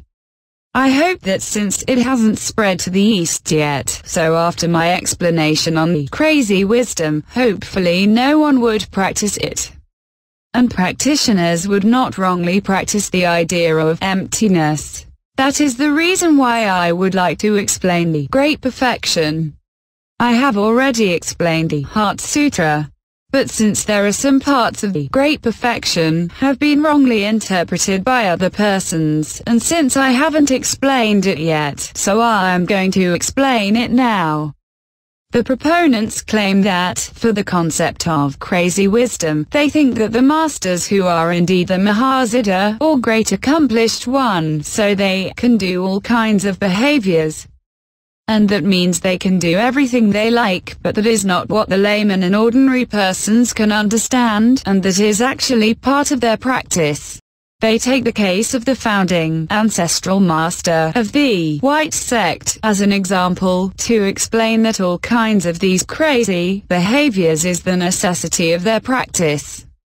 And even it is the representation of the Mahasiddha, or great accomplished one, and they claim that this is the manifestation of the accomplishment of their practice. Furthermore, there are proponents who claim that, please keep away from the concept of distinguishing good from evil. There is actually no good and evil, and you can do anything you like. You should stay away from all these concepts, such that you could reach the state that is beyond the boundary of hope and despair. You do what you want to do. There is no hope, and there is also no desperation. The proponents also claim that you should liberate yourself from all concepts, and you should break all concepts. You can go to the bookstore to buy a book named Crazy Wisdom. That the cover of this book that has been written will be the content that I am going to explain. I have just said that those who misinterpret the treasury of Dharma Dhatu would cause the practitioners to be trapped in indulgence, shameless, crazy, and loss of rescue. So, you must understand why such phenomenon would occur, and that is what I have just mentioned, that they cannot distinguish between Dharma realm and three realms. So it becomes a kind of chaotic situation. The Heart Sutra has been misinterpreted, the oral piths of the treasury of Dharma Dhatu has also been misinterpreted, and the essence of the Great Perfection has been misinterpreted too. Consequently, it leads to a kind of chaotic situation. Now I am going to explain what is Buddha. Buddha means awareness, which is emptiness, and that refers to emptiness is neither existence nor voidness. Then, what is neither existence nor voidness? Indeed, it is not that difficult to understand. However, no one knows how to explain it in the past. What they do is just reciting a lot of Buddhist scripture verses and say that they have finished the explanation, but, indeed, no one could understand. So, what is neither existence? Neither existence is that there is no substance, and there is no real physical existence. At the moment, the things that you can see is actually something that is produced by the union of the causes and conditions. So that it is the neither existence, then what is the nor voidness? It is not nothing at all. If you misinterpret the emptiness that's taught by the Heart Sutra, and so you think that there is just nothingness, then you would be trapped in the formless realm. It is nor voidness. In fact, nor voidness is not empty, and so what would it have? Actually, there exists the awareness of the perfect enlightenment, so it is not nothing at all. The purpose of our practice is to recover this kind of awareness. Perhaps, when we are born, we just have 1% of the awareness. So we should practice in order to recover 100% of the awareness. Therefore, when you practice, and you want to break all concepts and keep yourself away from all concepts, so perhaps you would like to do that. Sea mountain is not mountain, and sea water is not water, then by doing so, you would actually lose the awareness. Then, you would practice without the awareness, such that you would never be able to practice and accomplish to recover the awareness of the perfect enlightenment. And that means you would never be able to attain Buddhahood. Nonetheless, if you say that you yourself would be able to become Buddha, then you are actually deceiving people. Is there any evidence of proof that you would be able to attain Buddhahood? And how to prove yourself to be able to become Buddha? It is just said by yourself. Indeed, the true, neither existence nor voidness should have awareness, so you should not practice without the awareness. And when you practice emptiness, you should not lose the awareness. Otherwise, you would go crazy. For the cases where peoples go crazy, it not only occurred in the past, it also happens now. Therefore, that the situation occurred where peoples made the wrong interpretation has led to the phenomenon of some crazy practitioners. In fact, this phenomenon has appeared for more than 1,000 years up until now. Due to the fact that it has constantly appeared, so I should also keep explaining the Buddhist Dharma. I should explain the true Buddhist Dharma. I should explain what is emptiness, so that it would no longer be interpreted wrongly. And the Heart Sutra should also not be interpreted wrongly. Today I am going to explain the Crazy Wisdom. It relates to a situation that I am going to talk about. One of our root gurus, Ven Lama Sonam Chokyi Gyaltsen, alias Ven Guru Lao, who passed away in 1997. He had twice asked Vajra Master Yisitaye directly both in 1986 and 1996 to continue in upholding his lineages. But this matter was not yet open to the public, and he had already passed away. I have a Dharma brother, and I think that he had made use of the improper behaviors to grab some of Guru Lao's Dharma Propagation Foundation. Because of that, if both of us want to disseminate Dharma, there would appear a lot of difficulties for us to overcome. So, we needed some support from others. And thus we went to seek for the spiritual advice of the Vajra regent Dorje Gyaltsap of the Dudjom Tersa lineage. He was also publicly known as the best Mahasiddha, or great accomplished one, in practicing the great perfection in the world at that time, and no one would disagree with this matter. And His Holiness Jabje Chekcho Sangit Dorje Rinpoche. So, we decided to ask His Holiness for help. His Holiness not only accepted both of us as his disciples, but also wrote and gave 2 authorization letters to us, while many great Rinpoches and great Dharma kings had asked His Holiness to authenticate their levels of realization. But no one has ever succeeded. Indeed, His Holiness had just written these letters for us, but he refused to write for others. He wrote these 2 authorization letters to authenticate Vajra Master Yisitaye to continue in upholding the Guru Lao's lineages, such that it allows us to be able to formally disseminate Dharma. In 1999, I had a dream which I could not interpret the meaning. But this dream was very clear and special, and I knew that there should have a special reason. Therefore, I went to seek advice from His Holiness, His Holiness Jabje Chekcho Sangit Dorje Rinpoche, in 1999, and I told His Holiness about my dream and seek his advice. That dream was like this. I dreamed of a middle-aged white-robed man who wore white clothes on the left side of the white-robed man, and that was where I saw the right side of him, and it just likes what you see now. There was a box with holes, which was actually 9 squares, and it was all unfathomable inside each square, and it was also endless when I looked into it. There were 9 squares, which was a box shape with 9 holes. It was divided into 9 squares, and when looking inside, it looked like 9 holes, which was unfathomable. At each intersection, where you can see the blue dots on the screen, in fact they were skulls, and each dot has a skull. While there were 3 persons, I was one of them, and I was sitting in front of Guru Padmasambhava, and also right in front of the box. At that time, I did not know he was Guru Padmasambhava, and afterward, His Holiness Jabje Chekcho Sangit Dorje Rinpoche. He told me, then I knew that. The white-robed man told all 3 of us that, in fact, the essence of the great perfection was inside this box.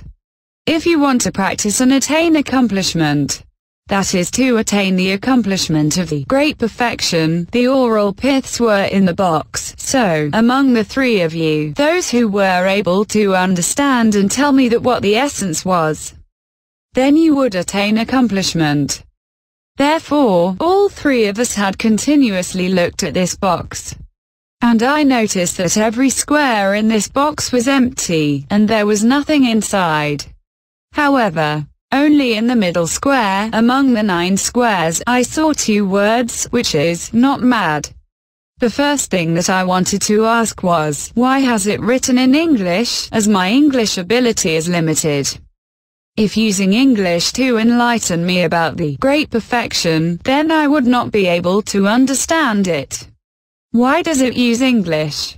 How to interpret not mad? At that time, my first consciousness was that, does it mean not crazy? So, I told the white-robed man that, isn't it that great perfection is not crazy?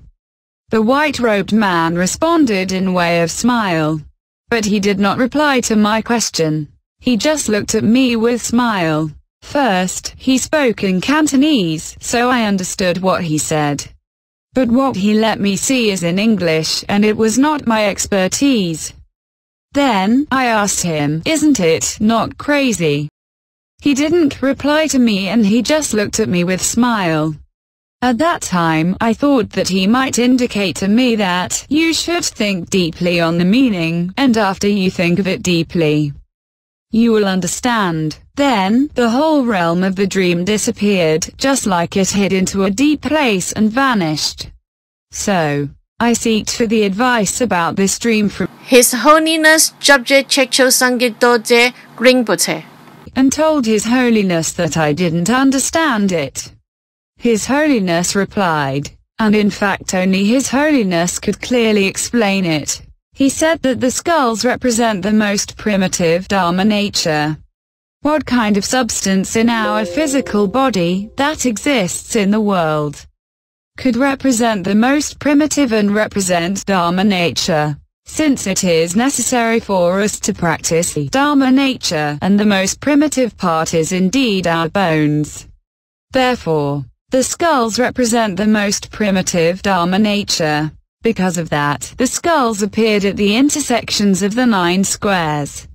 Indeed, it represents that it is able to teach sentient beings a teaching method to enable us to manifest our Dharma nature. And what is this teaching method? His Holiness told me that it is the 9 yanas, or 9 vehicles, originated from the Buddha Samantabhadra. Therefore, you can see our website, and our teachings and explanation are all related to the 9 yanas. The cause for this is when His Holiness Jabje Chekcho Sangit Dorje Rinpoche was explaining this dream. His Holiness said that this box represents the 9 yanas of the Buddha Samantabhadra. In fact, the most core of the Buddhist Dharma is in practicing the emptiness, neither existence nor voidness, or the great perfection, as practicing the great perfection is indeed practicing the emptiness, neither existence nor voidness, and the core is in the center. So, you could see that there was something in the middle square, but nothing in other squares. And this is indeed the most important thing, which is the core and the oral piths. Hence, he said that this is the core of the Buddhist Dharma of the great perfection, so it is in the center. That is why you could only see something in the center of the box. Then, I continued to ask him, 1. Why use English? 2. Why is not mad? And 3. Does it mean not crazy? His Holiness replied that, I want you to answer them by yourself. So, His Holiness didn't give answer to us. His Holiness didn't answer, and it is just like what Guru Padmasambhava, who appeared in my dream, did. That is, he didn't answer, but just smiled. Then after 2 days, His Holiness told us to see him sometime in the morning. Therefore, we both went to see him early in the morning. After 2 days, His Holiness taught both of us the great perfection.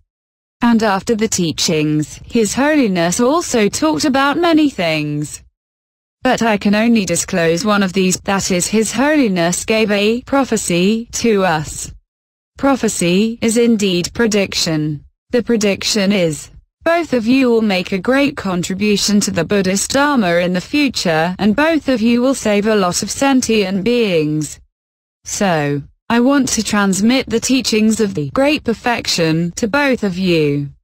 Since His Holiness transmitted the teachings of the great perfection to both of us, then we figure out about everything.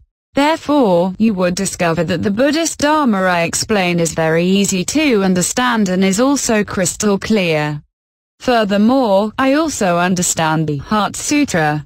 Before that, I didn't understand it, like why there is nothing at all. But now, I finally understand it, and I am able to figure out all the Buddhist Dharma. That is why there is a disciple who told me that he had been learning the Buddhist Dharma for several decades, but only after he learned from my teachings, now he is able to link them up. So he is able to link up all, such that he knows what is going on. This is the merits of the great perfection. But one thing, I had not been able to figure it out for more than 20 years. I had been thinking for a long time, as I didn't know why use English, and why it is not mad. Indeed, it tells me that the core of the great perfection is not mad. When you practice, if you practice to the point of insanity, then it means your practice is failure. You have practiced it wrongly, as a result, you would go crazy. If you practice correctly, then you would not go crazy, and that is what it means. I found out the answer, that is, understand what it means, after I learned the great perfection. But why use English? After I have read through this report, then I know the reason why it uses English.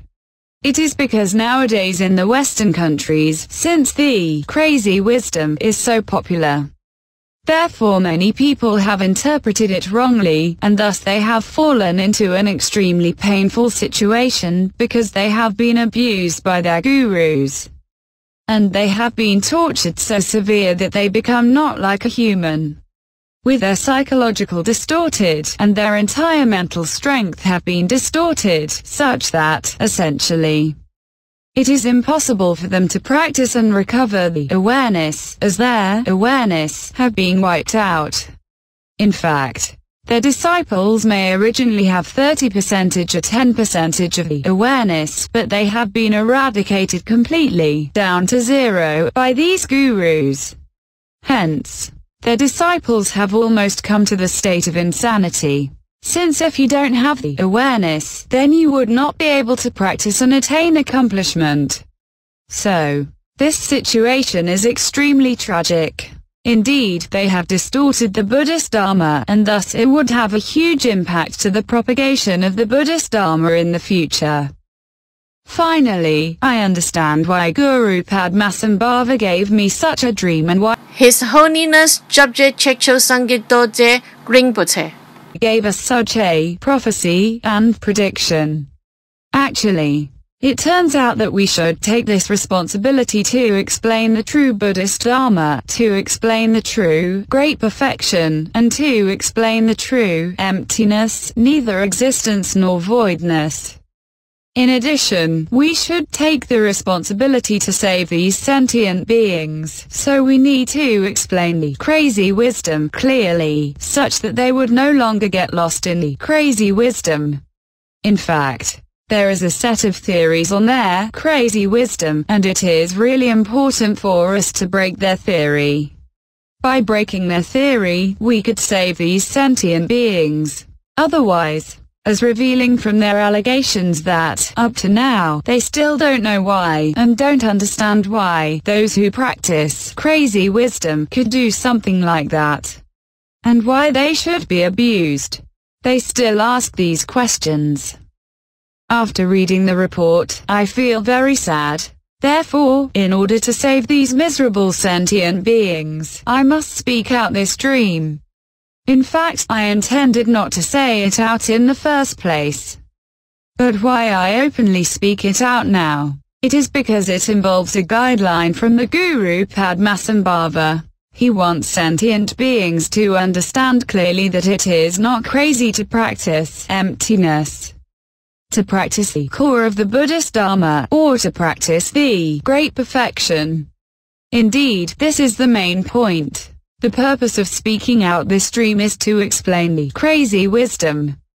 But there is one point that I couldn't figure out, is that, why use English? It turns out that this phenomenon has appeared in the West, and therefore it is written, not mad, which is English, not Chinese. And now I finally understand that I must serve the sentient beings in the West and tell them what is the crazy wisdom. Now I am going to explain the crazy wisdom. The supporters say a lot of reasons to support it. They said that it is to break through all the concepts, and go beyond and release from all the concepts, so that there would have no concept at all.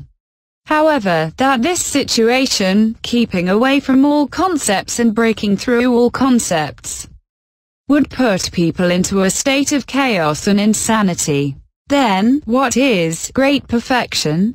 Great perfection relies on the awareness to realize and know all the concepts. Great perfection is not zero concept, not far away from concept, and not that, no concept. Instead, it is crystal clear to realize and know all concepts. It is like our Buddha nature, which is pervasive throughout everywhere, and is Tathagata, or know-it-all, so that it knows how many drops of rain falling in anywhere of the world. And it also knows all the structure of chemical and science. This indeed is Tathagata, but it is not subject to any concept. Hence there are some scientists, like Einstein, who does not subject to the concepts being told by the past historical figures. They are able to realize and know all these concepts, but they are not limited by all these concepts. And so they could invent even more, and that is the manifestation of the awareness. But there is not without concepts. Therefore, Buddhist Dharma should have the realizing and knowing, but not without the realizing and knowing. Indeed, it is necessary for the practitioner to practice the realizing the knowing. In addition, the practitioner should be crystal clear to know all these concepts. And the practitioner should be at the state of perfectly and clearly know and understand so as to enable them to use the perfect enlightenment to enter the Dharma realm. Furthermore, the practitioner is also able to use the 5 wisdoms to deal with everything in the world so as to enable them to get beyond the defilements of the 3 realms. Since the 3 realms follow the law of causes and effects, so there exist too many defilements, thus we must use the 5 wisdoms to surpass them. We have a video lecture uploaded to the Dojong Buddhist Association TV channel on YouTube, which has already explained about what is the 5 wisdoms, so I don't want to explain it in detail again. The title of the video lecture is How to Use the 5 Wisdoms to Repent so as to enable one to enter into the emptiness, and you can watch this video again. Hence, for the great scientists, they all say, if there is a religion which is closest to the truth of nature, or is close to science, and there is only one religion, and that is Buddhism. Whenever you see someone practice to the point of behaving as if they are mad, then it means they have misunderstood emptiness. Neither existence nor voidness. As such, they would not be able to attain the accomplishment of the perfect enlightenment, so that they would also not be able to attain Buddhahood. That those disciples, who taught by them, would find their mental strength being distorted, and thus their disciples would also not able to attain Buddhahood. Nevertheless, these people may have some supernatural powers. Why? It is because if you often concentrate your thought on doing something, since a thought is a kind of energy. So the question is whether you use this energy in the right place or in the wrong place. Hence they have had some supernatural powers. However, supernatural power is indeed not Buddhist Dharma. Supernatural power is also not representing a kind of accomplishment. So, please don't get it wrong. Many people have extrasensory perception, but they do not have the supernatural power. Please do not misunderstand that this is a kind of a great accomplishment. But, in fact, they have misunderstood about that. Now I am going to talk about the origin of the crazy wisdom. Crazy wisdom is very popular in the West, and thus it has made uncountable number of gurus and disciples suffered. The case of Sogyal is merely the tip of the iceberg. And it belongs to those kinds of case of overdone and then get mad. Crazy wisdom is often quoted with a case of the founding ancestral master of the white sect, Tilopa, as a reference. So, if we take into account the time when he, Tilopa, lived, let's say it was 1069, then by using this year as the beginning of the crazy wisdom, so it has already lasted for so many years. That is more than 1,000 years. And for more than 1,000 years, many people have misinterpreted it and thus have been suffered. Tilopa is known for his crazy behavior. He was a fisherman and he liked eating raw fish. He had used to bite fishes bit by bit, such that it made them very painful. Then, he would blow a breath of air to the fishes and deem it as helping them to transfer their consciousness to a realm of higher rebirth. He said that they were very lucky. Although they suffered a lot of pain, it could make them to just have the light karmic retribution in order for them to repay for their heavy vicious deeds. Due to his blessing, they could liberate from the body of animals. Some even could achieve the accomplishment to have the good outcome. As such, many people said that he is extremely compassionate. But you must not forget that I have just taught you about what is the intrinsic nature of precepts. Intrinsic nature of precepts is that you are the authentic Mahasiddha, or great accomplished one. You have to recover 90% of your Buddha nature and Bodhisattva, such that you are truly the Mahasiddha. If you only recover 10%, then how could you call yourself the Mahasiddha? In fact, for those who have recovered 100% of the perfect enlightenment, then they are truly attaining Buddhahood. But if you just recover 90%, then you have not already attained Buddhahood, so you could only call yourself the Mahasiddha. First of all, how could you prove yourself that you have recovered 90% of the perfect enlightenment? That is, within all your natural and spontaneously behaviors. You would meet with the relevant precepts. But the fact that, at the time, he bit the fishes to death such that he made them very painful. Indeed, his behaviors not only generate the karmic forces that interconnected between the sentient beings he bit into himself, but also generate the karmic forces that interconnected them among those bystanders and he himself. Those bystanders include those sentient beings of the spirit world and those sentient beings of the human world, or even those sentient beings of the realm of animals. And they would think that, if biting people could help these peoples being bit to transfer their consciousness to a realm of higher rebirth, then they would bite as well. As a result, it would form a kind of chained karmic responses. On the other hand, perhaps someone might think that this is very brutal, and they would think that this really is Buddhism, and, in turn, they would choose not to believe Buddhism. As such, it would form lots of chained karmic responses. Hence, as a practitioner, he should not ignore the causes and effects by just doing what he likes to do at will. In fact, how could you prove that you have recovered your awareness and you have recovered 90% of the Bodhisattva, such that you could call yourself the Mahasiddha, or great accomplished one? That is, all your behaviors which naturally manifest should conform with the Buddhist Dharma and meet with the relevant precepts. It is not necessary for you to keep precepts, but your behaviors are still naturally matching the conduct of the precepts. However, if you ignore the bad effects that affected the bystanders, and you also ignore the causes and effects, and in case you do not wear clothes and walk through the mountains, these crazy behaviors are alright as long as they don't affect others. Nonetheless, if your behaviors do affect others, then you couldn't ignore the causes and effects. Unfortunately, these behaviors are praised and boasted by peoples, such that it is regarded as the behaviors of the Mahasiddha, or great accomplished one. Why? How come their behaviors have been praised? It is because he created the teaching of emptiness for the Mahamudra, or Great Seal. He said that this kind of teaching was the teaching of emptiness. Moreover, while many of you are familiar with Naropa, he is the second ancestral master of the White Sect. Naropa was the president of the Nalanda University, which was the learning center of the Nalanda Monastery in India. Nalanda University, at that time, was the highest Buddhist learning center. Naropa was recognized as the most incredible and supreme president, and he was also recognized as the most learned scholar, like the professor's professor.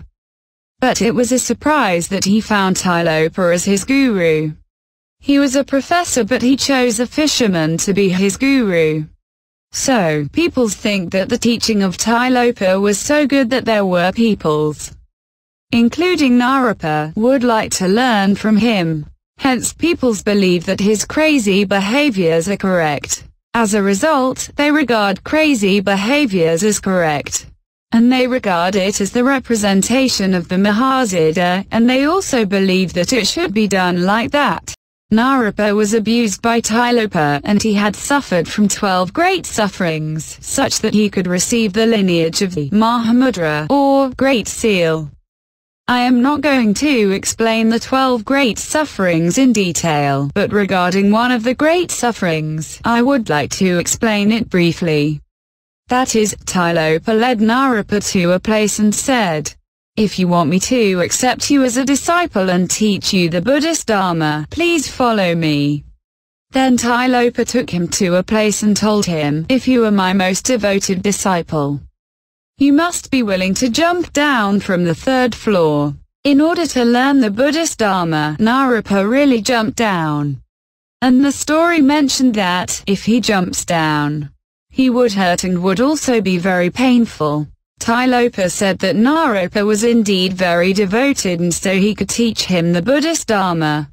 Then, he just touched Naropa causally, and he said that Naropa had already gotten well. I would like to explain why people would rush to believe them. The reason is supernatural power, as they think that supernatural power is very amazing. You just need to touch it.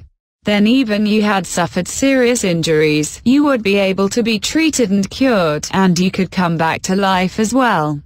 However, I want to explain and let you know, if you jump from the 3rd floor, then you would have to face the reality.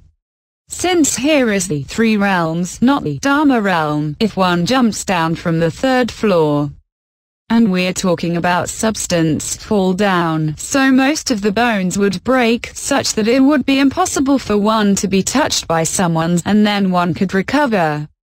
The ancient people were very superstitious. Was there any verified result? Was there any medical team to verify that he had recovered, and his bones had also healed? Not at all. It's just incorrectly relayed erroneous message. Actually, it belongs to a category of mythological, so we should not pursue it. If you pursue it, then you would lose your true faith. And that would be very dangerous. If you practice and get the accomplishment of the crazy wisdom, you would lose your awareness and the awareness of the perfect enlightenment. Hence, you would never be able to attain accomplishment, Buddhahood. Instead, you would be willing to be abused by others, such that you would overdo and then get mad. Why do I say he would fail? Owing to the supernatural powers, if by making use of the mental power or the extrasensory perception, it is possible for one to break something. Since when we concentrate our thought, it could form a kind of energy. Once this energy is strong enough, it is possible to break something. But if it is a bone fracture, and you want to regenerate the cells and also to get healed, indeed, it would take a long period of time. It is impossible to generate cells and get healed in a short period of time. It is also mentioned that even muscles and bones were back to normal in a short period of time, and that should be unattainable. Actually, it is the energy of the supernatural power, so you can break things. But it is impossible for you to use it to heal something, as it takes time to heal. So it is impossible to just touch once, then one could be cured and recovered. As the Lord Buddha Shakyamuni already attained Buddhahood, so is the Lord Buddha Shakyamuni not that incredible as Tilopa? The Lord Buddha Shakyamuni's foot had been stabbed by a golden spear and bled, and in his old age, he must wear bandage and walk with a crutch so as to enable him to go to the place where he entered the Mahaparinirvana. Undoubtedly, he should walk by wearing bandage. But he couldn't touch once and become young and strong so as to enable him to walk to the place where he entered the Mahaparinirvana. Or he could touch his wound and the bleeding would stop. So it could just like nothing happened. There is no such thing. Indeed, I hope that you would rely on the right Buddhist Dharma and use the right faith to help yourself to practice and attain accomplishment. Instead, you shouldn't listen to the myths and believe in the myths. If not, you would go wrong. Now, they have gone wrong because of that. This Dharma teaching was first transmitted from Tilopa to Naropa, and then from Naropa to Marpa, then from Marpa to Milarepa.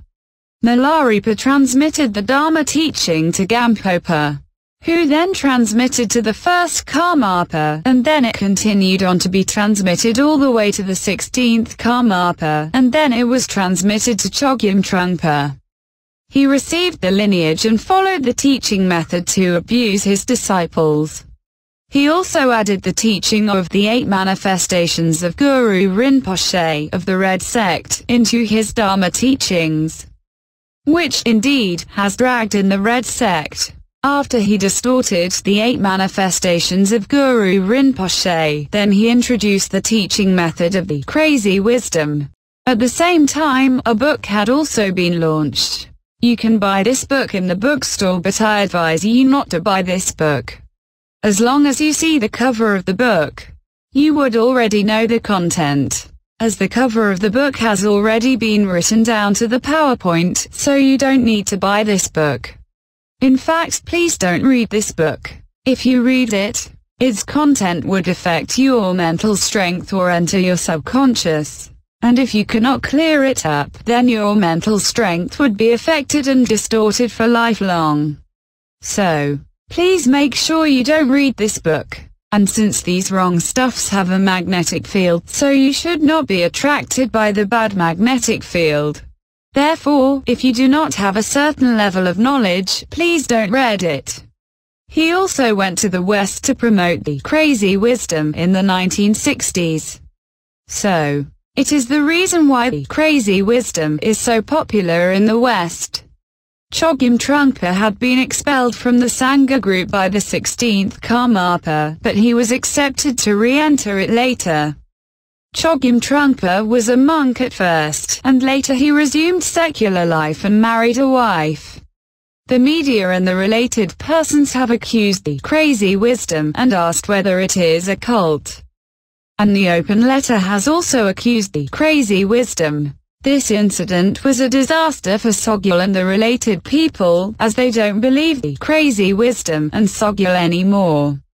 Sogyal often explains that he treats his disciples like this is only for their own sake. And it is because he has implemented the teaching method of the crazy wisdom.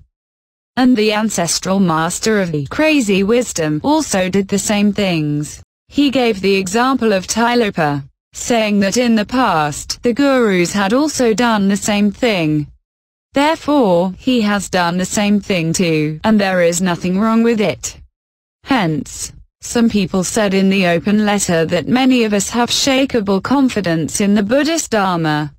So, this incident has indeed jeopardized the dissemination of the Buddhism, as they have distorted some explanations of the Buddhist Dharma, but they said that these are really the Buddhist Dharma. For those people who don't know much, they would think that this is correct. But, in fact, this isn't correct, as the Buddhist Dharma has been distorted, and, therefore, they would get into trouble.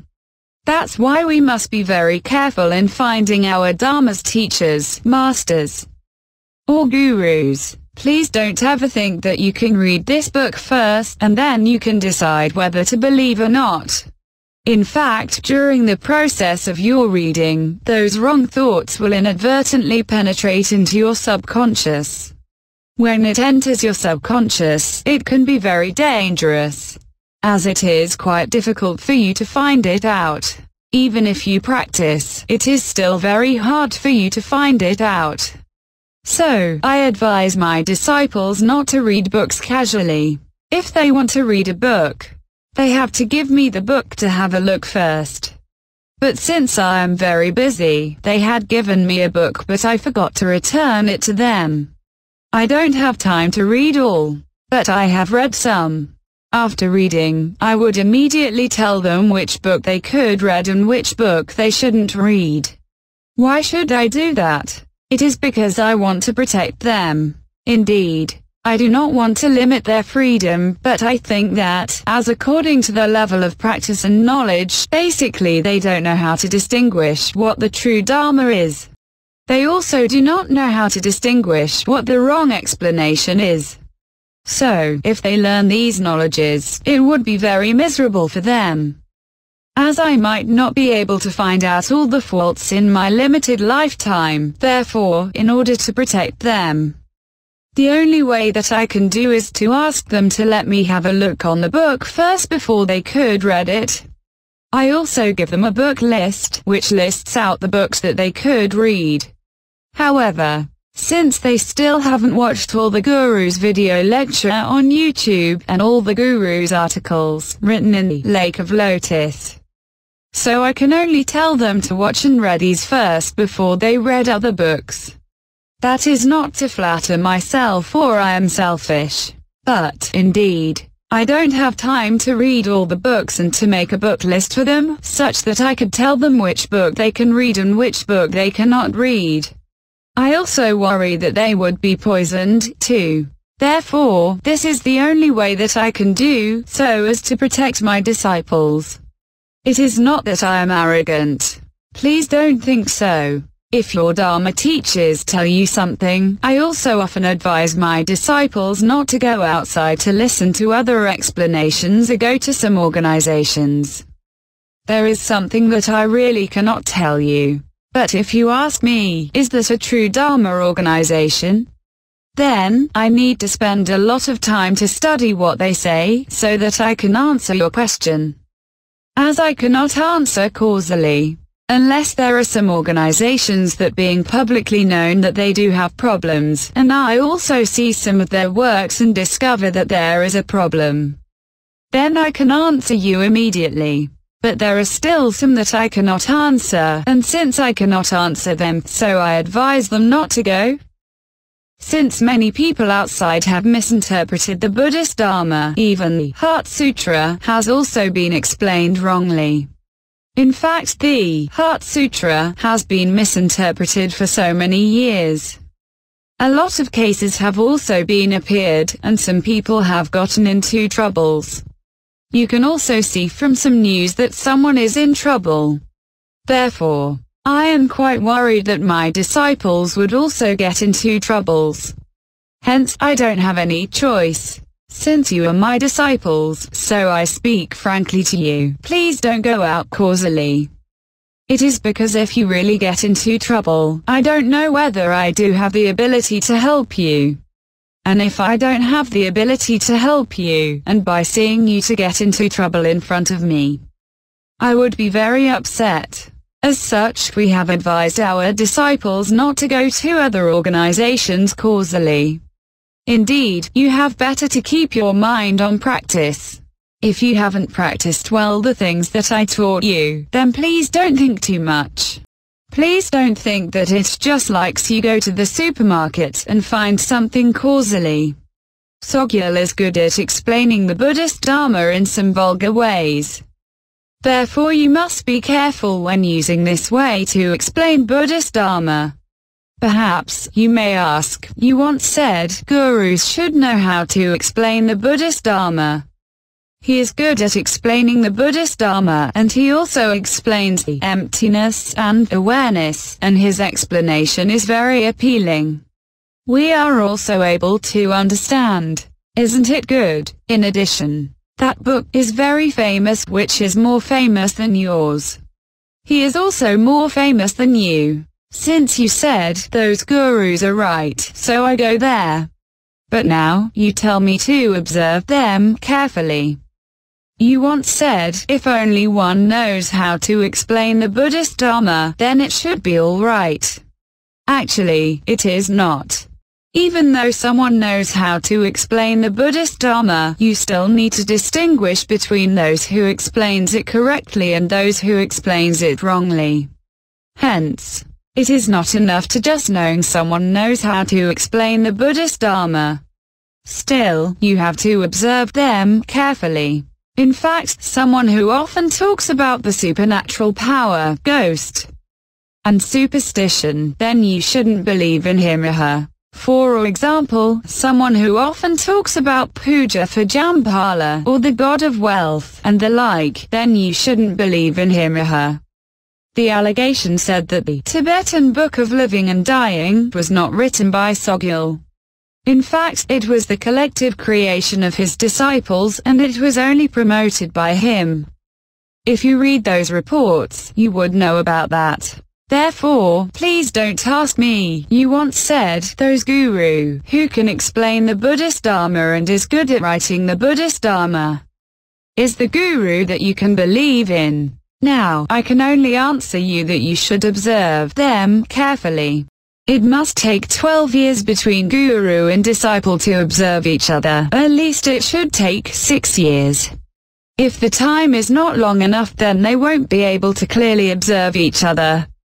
In Fascicle 27, chapter of the 10th ground of the Avatamsaka Sutra, or in the upper fascicle, chapter of the names of sages and holies, of the Sutra of the Garland of a Bodhisattva's primary karmas, they all recorded that those bodhisattva who reached the rank of the 10 stages of the 10 abodes, after reaching that stage and that level, the bodhisattva could get empowerment by then. Nonetheless, if someone places advertisements in the media to attract people to come to them for empowerment, then is this violating the precepts?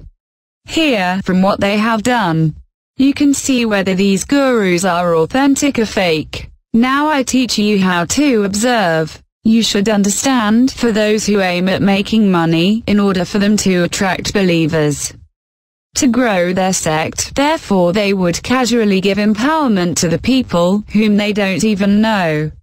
In fact, these gurus have already violated the precepts, and their magnetic fields are very bad, so you should not follow them. If you have already followed them, then you have to leave. Indeed, you must leave. Since their magnetic fields are very poor, if you go to learn from them, you would definitely be affected by their teachings. It would be very difficult for you to find out these wrong knowledges in the future, even if you want to find it out. They often said that these empowerments are just to form ties with sentient beings. Nonetheless, that those who receives the empowerment is also violating the precepts. Why? It is because you haven't reached that level, but you still go to receive the empowerment, so you have violated the precepts, and you would be suffered from the karmic retributions. As we are still living in the 3 realms, that means all our behaviors would have the corresponding karmic retributions. Therefore, you should repent. And please don't be greedy. Because of greedy, many people go to receive a lot of empowerments. In this way, they think that it could help them to be able to quickly visualize themselves as Yidam. And then they would be able to rapidly attain Buddhahood. Instead, you would be very confused, as you don't even have a good foundation. Some people use the treasure bottle of the god of wealth as an attraction, and the empowerment of the god of wealth as an attraction.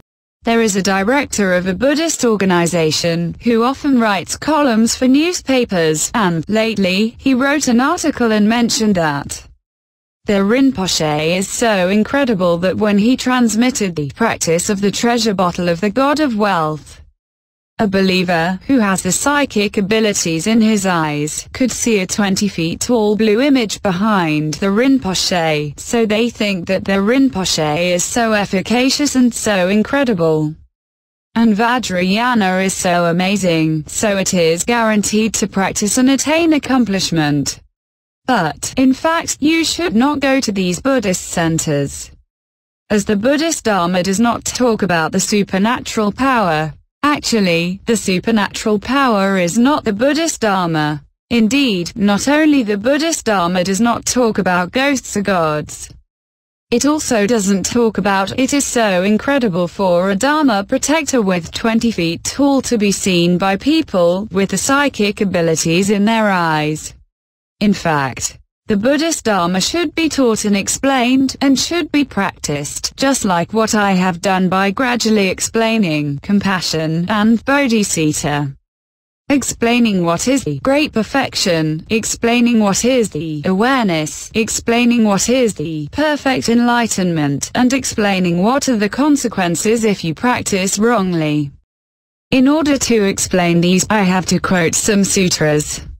And the sutra that I have quoted this time is the Avatamsaka Sutra, and it taught us, you must not go to receive the empowerment. And if you go to receive the empowerment, then you would violate the precepts. Is that Rinpoche much better than the Lord Buddha Sakyamuni?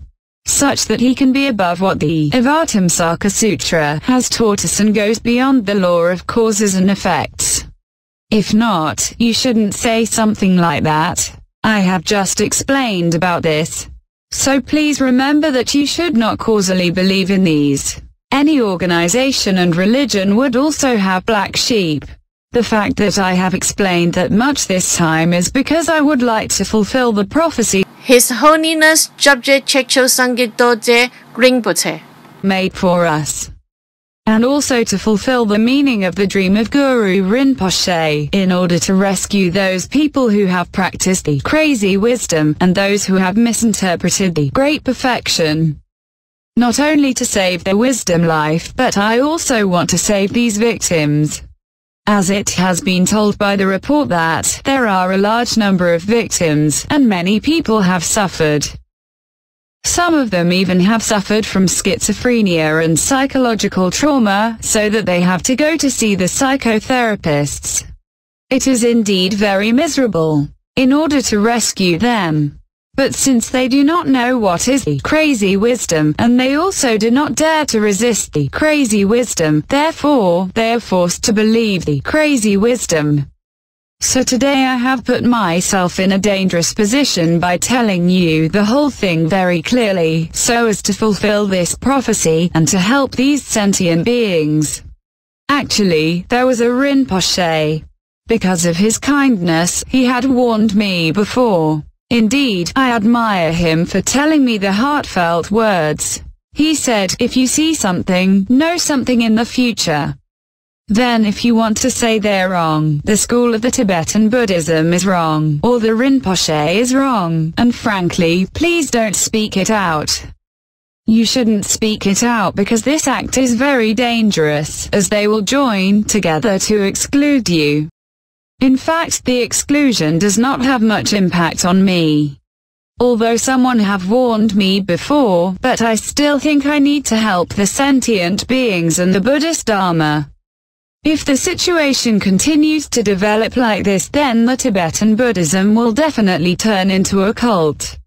Some newspapers have already accused the Tibetan Buddhism, saying whether it is a cult or not, and why it has been spread to the West. Hence, we must contend with these, such that sentient beings would not be hurt by them anymore. I am quite concerned about its impact on the propagation of the whole Tibetan Buddhism. Indeed, the teachings of Tibetan Buddhism is very good, but, unfortunately, there are some people who have misinterpreted it, and they have exaggerated the bad part, like talking about the gods and ghosts, talking about the supernatural power, such that they have caused a lot of troubles.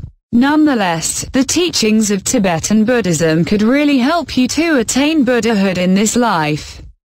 And these oral piths could really help you to quickly liberate from the cyclic existence, and the visualization practice could help you to save a lot of time.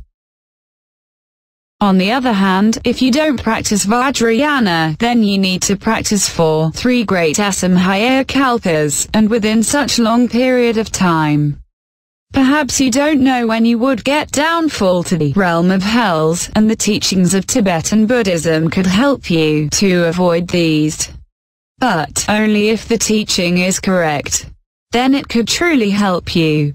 As such, in order to save the Buddhist Dharma and to save the sentient beings, I have already put myself in a dangerous position. Originally, we planned to explain the visualization practice today. It is a visualization practice that enable you to practice all from the first to the fifth point at once. However, because of the time, today's teachings will end here.